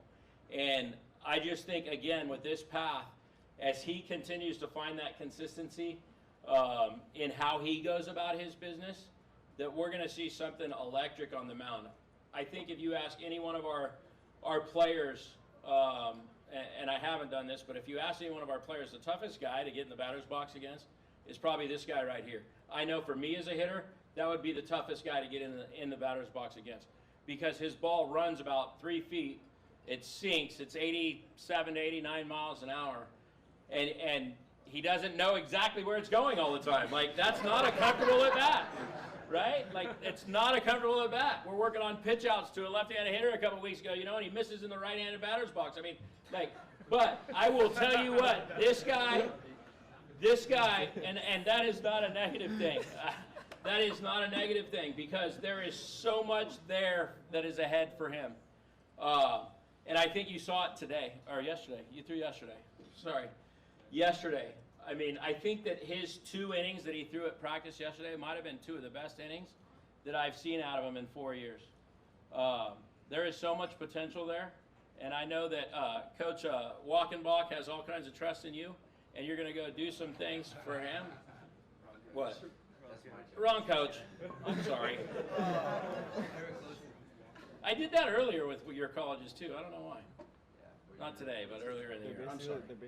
Anyway, he is going to go open some eyes right away in college and do some very, very special things. Ethan, I thank you for being Mr. Reliable, somebody I can always count on to do the right things and always being a leader that other people can follow. Thank you.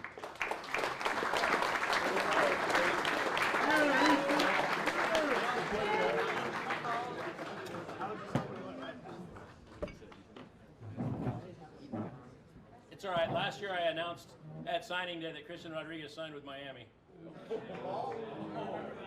So I make mistakes. I apologize. I'll be the first one to tell you. All right. Definitely not, last but not least, he is going to take the microphone.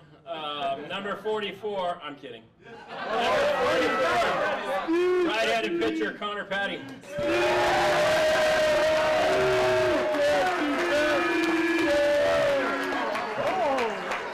Say hasta luego. It upsets me that after 29 games, now all of a sudden the umpires don't want to let us do that. They get tossed. Get tossed for us. Get tossed for us. Guys, here's the problem with getting tossed. I would love to, but I have to sit out the next game. All right? That's the hard part about getting tossed in high school, and that's why I have to maintain my composure. Trust me, there's been several times this year where I would have gotten tossed in a heartbeat, including the call at first base against Jay Serra, but who's counting? But if I get thrown out in that game, I can't coach the third game. So as I'm running out there, I'm biting my tongue. Anyway, sorry, Connor. Where do I even start with this guy? It is absolutely amazing, this journey of 4 years and where this guy has come. Let's start with what he's done on the field. It's just been unbelievable. He went 5-0 for us this year, 33 innings pitched, 21 strikeouts, only 4 walks. He only gave up 19 hits in 33 innings.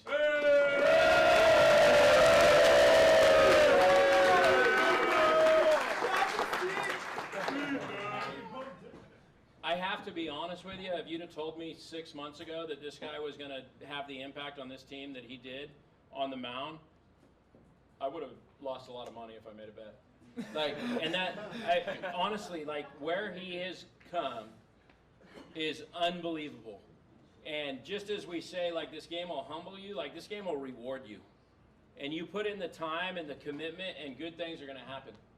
And this guy has committed himself to becoming better. You know, he spent, 3 months in the South? More than that? 5 months in the South. You know, hey, we sat down at the end of last year in our exit meetings. We're like, hey, man, if you want to be, this level of a pitcher, we've got to add some velocity. And so he goes to top velocity, and he works on it, and he comes back. And to be honest with you, when he came back from top velocity, I was like, well, that was a waste. Honestly, I'm not going to lie. He came back, he was throwing no harder, and I'm like, man, this thing didn't work, right? And then all of a sudden, 2 months later, all of a sudden, he's popping some 87s and 88s, and we're like, holy cow, this thing really worked. What right?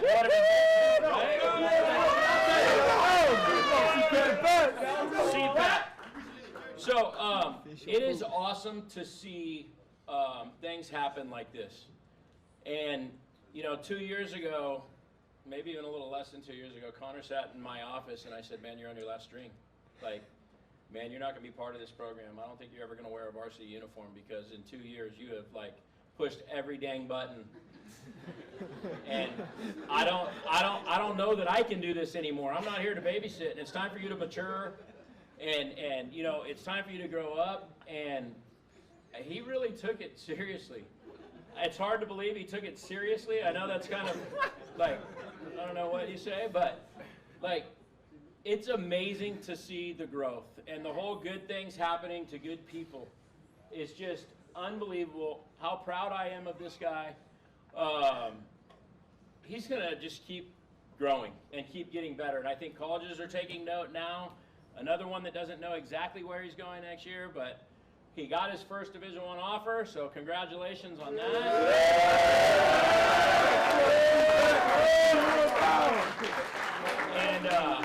And he's going to do some tremendous stuff. So Connor, hats off to you, man. It hasn't been the easiest road, but you deserve every bit that you're getting right now.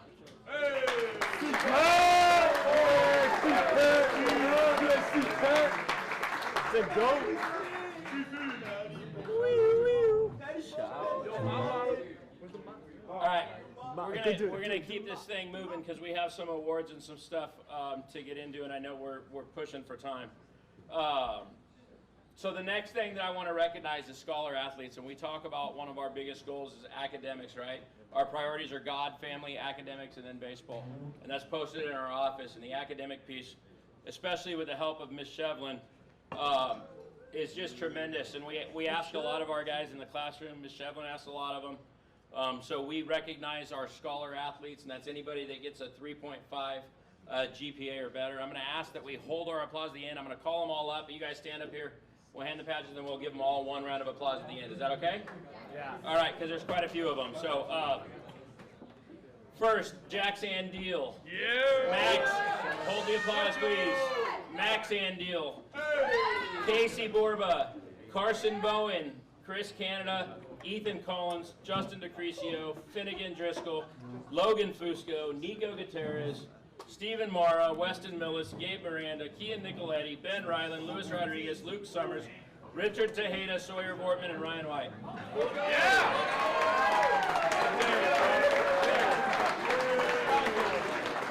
names are on the back.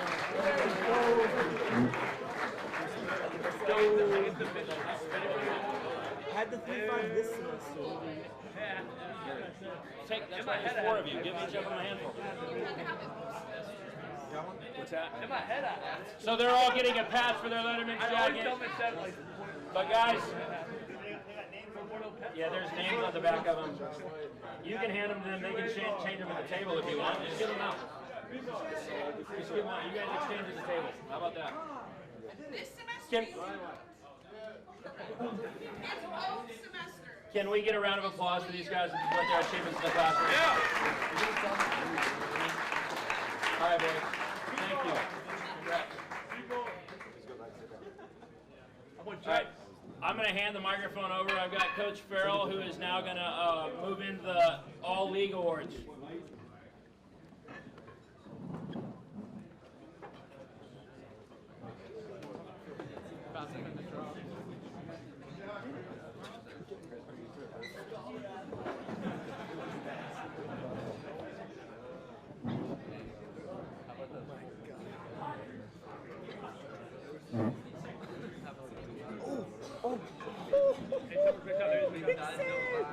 Kick save of beauty!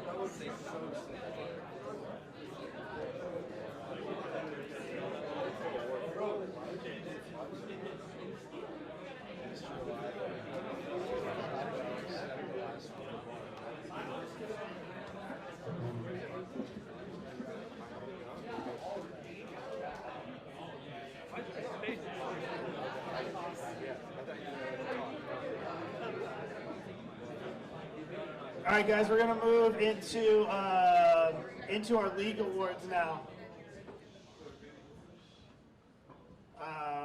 It's always interesting when you do league awards because we talk so much about team and us and don't be an individual. It's not about our own stats, right? And that's how we become successful. That's how we put a year together like we have today. But I think with that, there's also the the ability to recognize when people have kind of maybe gone a little bit above and beyond, right? And the cool thing about the league awards is this isn't necessarily just coming from a coaching staff. This is coming from the guys who watched you guys play inside league, right? So we're going to go through this. Starting off with our honorable mentions, this young man hit 270 with 6 RBIs, 8 runs scored. And understand, all these stats now are just inside of league, right? So the overall stats that Coach Borber talked about earlier, right, these are just inside of league. So 270, 6 ribbies, 8 runs scored. He played first and third base, sophomore Casey Borba. The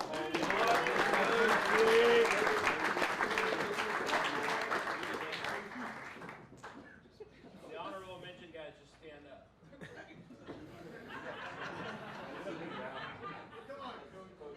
All right, our second honorable mention, hit 450 in league, 1 dub, 1 trip, 2 bombs, 9 ribbies. Was also a pitcher for us, had an ERA of .84 in 5 appearances with 1 win, Gabe Miranda.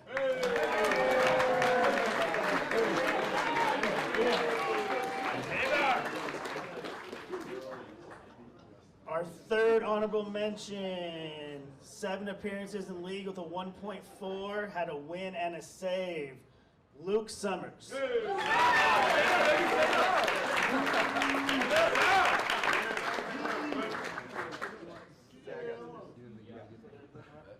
All right, second team. You guys Honorable can, mention guys, we're going to have certificates made for you, but the league doesn't have them. So we'll have them made to send to you guys. all right, on our second team, you guys can come on up for this. 342 in league, 2 doubles, a triple, 12 ribbies, 11 runs scored, 4 stolen bases, only struck out 1 time in 44 plate appearances. Unfortunately, had an injury late in the year. Who knows what those numbers might have been. Derek Curiel.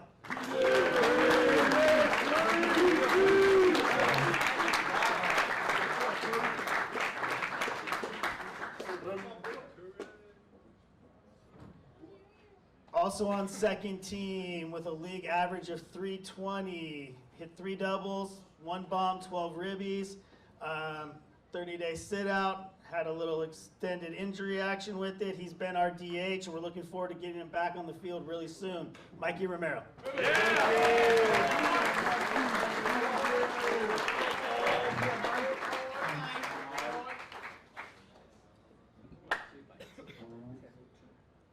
With a 318 average in league, 4 doubles, a triple, 10 ribbies, 10 runs scored, our primary right fielder, Max Andiel.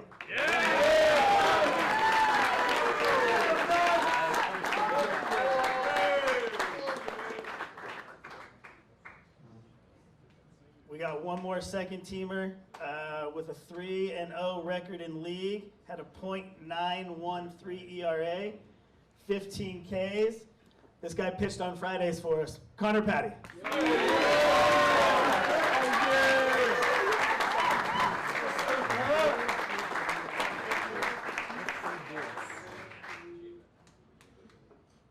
All right, our first teamers, also with a 3-0 record in league. He also picked up a save, 33 strikeouts. Wednesday night guy, Chris Canada.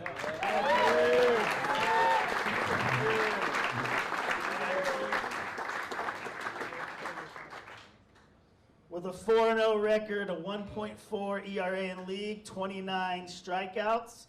And he went against the number ones every week. Our Tuesday guy, Luis Rodriguez.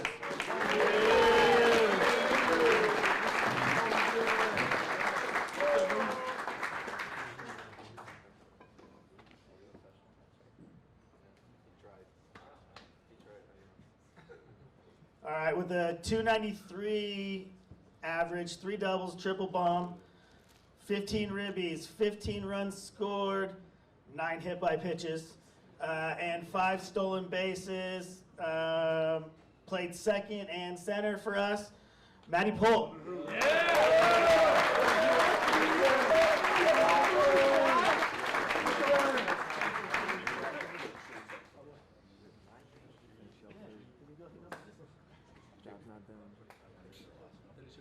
All right, we got one more first teamer. This player hit .333 in league, led our team with 16 hits in league, 13 runs scored, 5 stolen bases. He was our leadoff hitter and our shortstop. Side note, this player was also voted Defensive Player of the Year for the league. We call him Cheese.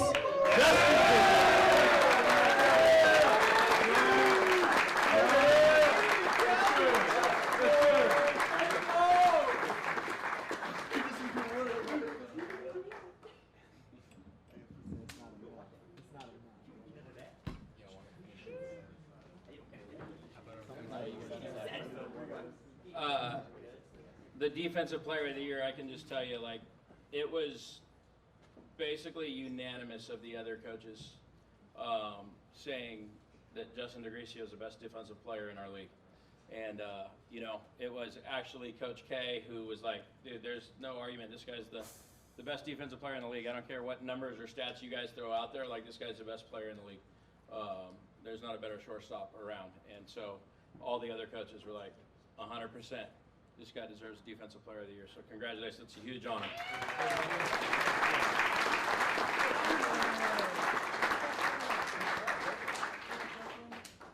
All right.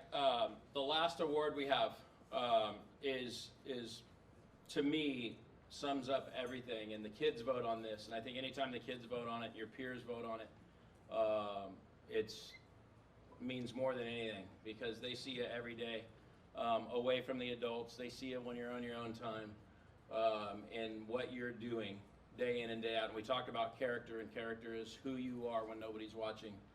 And so we ask our players to vote on this award, and it's the only individual award we do as a team, which I think is just unbelievable. So as we asked our players to vote, there were several different players that got votes, but I want the top 5 vote getters to stand up. Pretty amazing that when you vote for this award, you have that many guys. And again, it's just a tribute to how many guys we have doing the right things all the time. So the final 5 guys for the Lancer Award.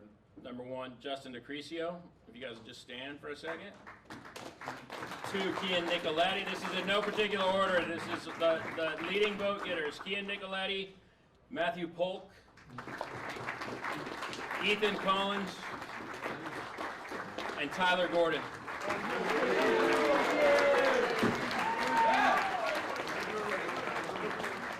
So the Lancer Award is really, you know, developed around those people that embody all of the characteristics that we want a guy wearing our uniform to represent. As you can see here, there's 4 seniors and 1 junior. Like, pretty unbelievable here in itself. But all you guys deserve a ton of recognition because you have set an example for your teammates and they all look up to you.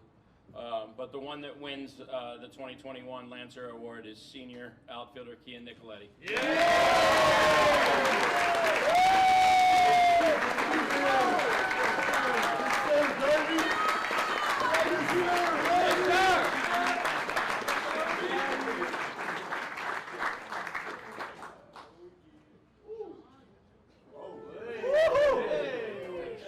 Put that in the Baylor going. Okay, I'll say something. Yeah!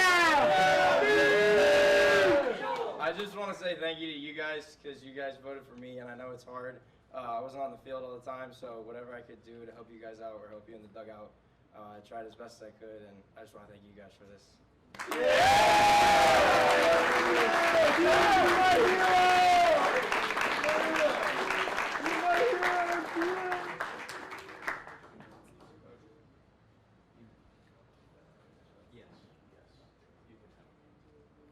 I'm doing it.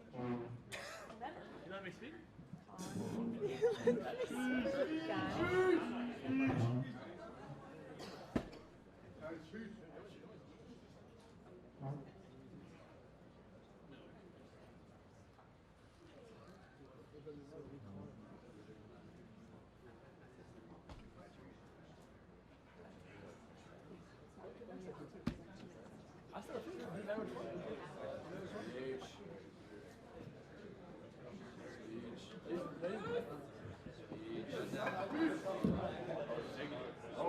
Oh, jeez. All right, so our first gift to one of our coaches is actually going to be for Coach Borba. So Coach Borba can come up here.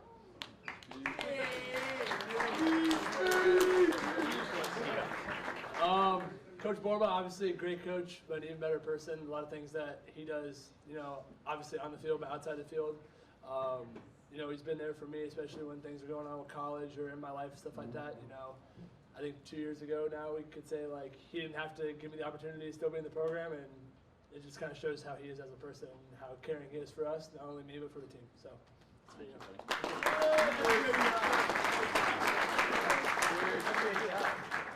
Up next, we got Coach Farrell.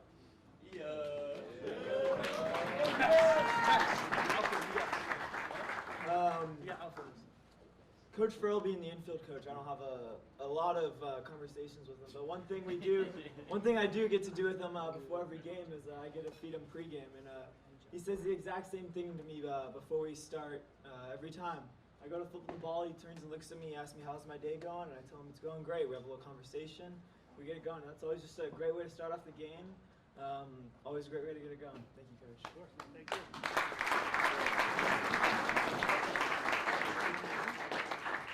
All right, my bad. Next we got Coach Rodriguez.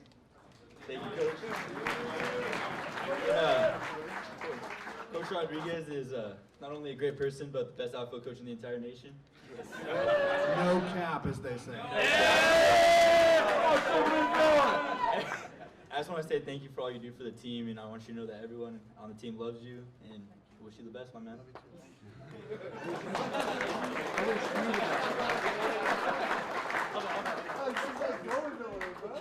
All right, and our next award, I'm going to have to call him back up here, is Coach Brown. So give him a round of applause.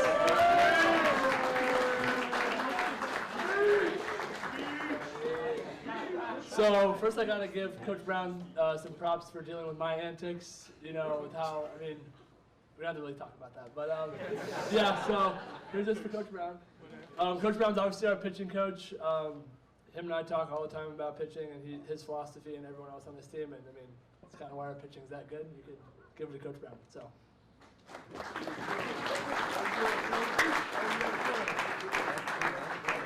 I want to call up Coach Camacho.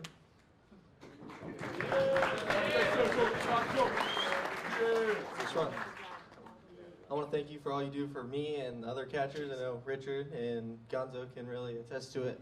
And we love when you're there. Always puts a big smile on my face to see you walk in. A little late, always. But I know you work. And I always give you a hard time. And we have awesome conversations. And just want to thank you for everything you do.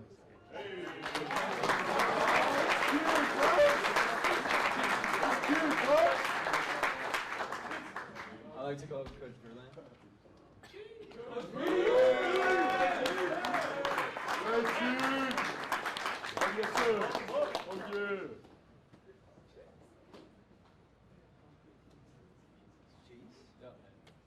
Thank you for everything, Coach. I just want to say, you're not around as much as the other coaches, but when you are, you make a big impact on us, and you're always you're boys with everyone. You play video games with them, do anything, so you're always there for us, and you love us. So thank you, Coach. Appreciate it.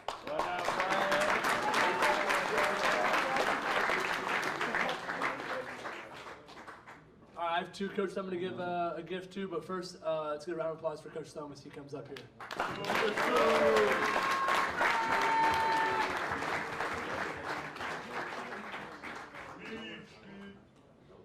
So Coach Thome, obviously being the freshman coach, I had the privilege of being under his watch my freshman year, and I think we talk about all the time kind of our success as seniors now all started with our success with him with winning league our freshman year. So. Yeah. Round of applause for Coach Thome, please.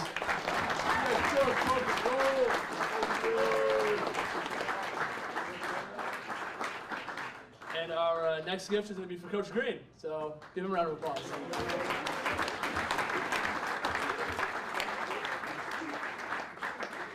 So Coach Green, obviously being new to the staff, him and I actually go way back in the FCA days. But yeah, here's for you. Coach Green, obviously being the freshman pitching coach, leads all the freshmen. I see what he does with us and the younger guys, and he's doing a great job. So.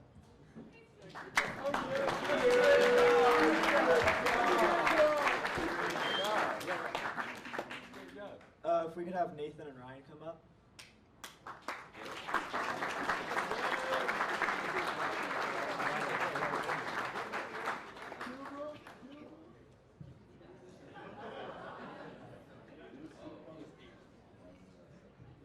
I just wanted to say thank you for all that you guys have done. I know that it's been really hard for some people to be able to get out during COVID, and being able to watch your guys' watch our games that you guys are able to put together is a huge part. I know my grandparents, my grandpa, that's the thing he looks forward to every week is getting to listen to you talk and get to watch the videos. I know that when we played in the J. Sarah tournament, we still gotta watch the videos. But we're gonna get you talking, Nathan. And that was I think that was not a big thing for him. So he really enjoyed listening to you talk, and the video is amazing. Be able to watch back and be able to learn off that is really something great that you guys are able to give us. So thank you guys.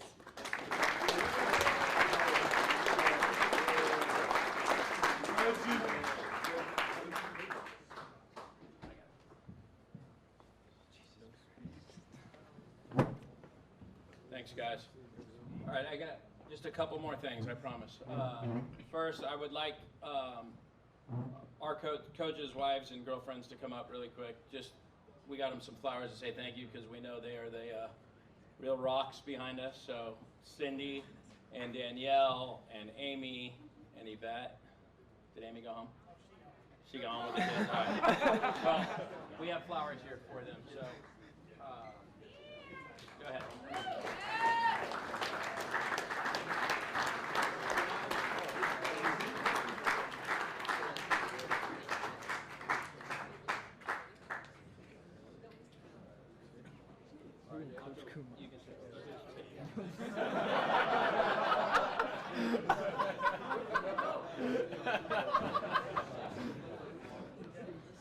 Okay, so as I said before, we've never done this banquet before the end of our season, but there's a great opportunity in front of us as we get to continue. Like Coach Farrell said, it's not the end yet, so we get to see these guys. We're not saying goodbye. Will you open that one? So I don't know if you can zoom in on that, but you all know what this is. You've probably seen this before, right? This is the bracket at the start of the CIF playoffs and what it looks like and what it takes for us to get there. So if you can scroll up a little, we're down towards the bottom a little bit. Up a little more. We're on the other bracket. Oh, it's on the right side. I'm sorry, this is a different one. Is that right? Or is it down further? No, there's two ones on the bottom. Oh, did I might have goofed this up. Is it only one? It only printed one side. But anyway, this is the CIF bracket. And what it's going to take for us to get there. And we talk about how at this time of year, it's not about us. It's not about me. It's about we. And what it's going to take. And it's going to take every single one of you guys in this room to help us navigate through that bracket. And we know that we play Miracosta on Tuesday. I know we beat them twice already, but I guarantee you it's going to be a dogfight. And we need every single one of you guys in this room. So we're gonna actually hang on this just because of time. We don't need to bring up the pictures. But parents, okay? You're just as important as any one of us in the dugout, any one of these guys on the field. Whether it's Randy Mansfield sitting up below the press box a little bit, and you want to yell at the umpires. We need you to be there for our guys, to support our guys as you always do, okay? And to Danny Andeal and David Bowen, who stand right behind the backstop, we need your help. If that umpire is giving us a ball off the plate one way or the other, let us know that. That can give us an advantage, okay? All you parents that sit in those bleachers closest to the dugouts, these guys need you supporting them, all of them. Whether it's your kid or somebody else's kid. Parents, we need you if we're going to make this run. If we're going to navigate through that bracket, and we're going to go through Miracosta, and then we're going to go through either Bishop Amata or La Mirada, and then we're probably going to go through Harvard Westlake, and then we're going to end up getting those stupid Lions from Southern California, from Southern Orange County.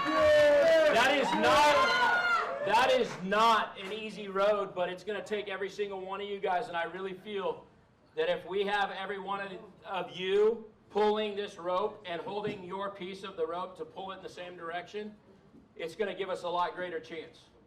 It really is. Parents, we need you to buy in and to be a part of this and understand the role that you play in it. Okay? Coaches, from the scouting and the prepping, the motivating, the energy, everything. We need to give everything we have to these guys for the next 3 weeks that we have. And you players, man, the dugout, it's one of the best I've seen.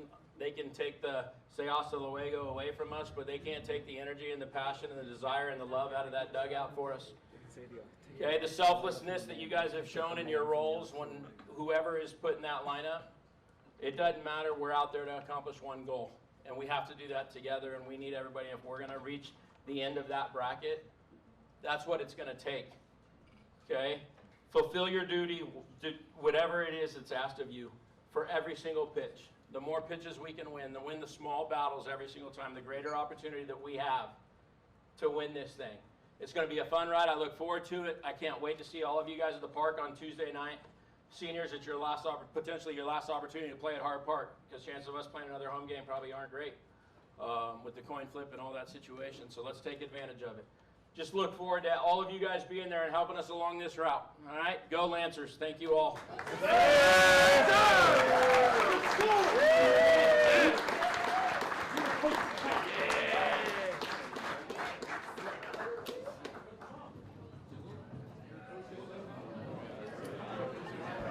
Holy crap, balls of time.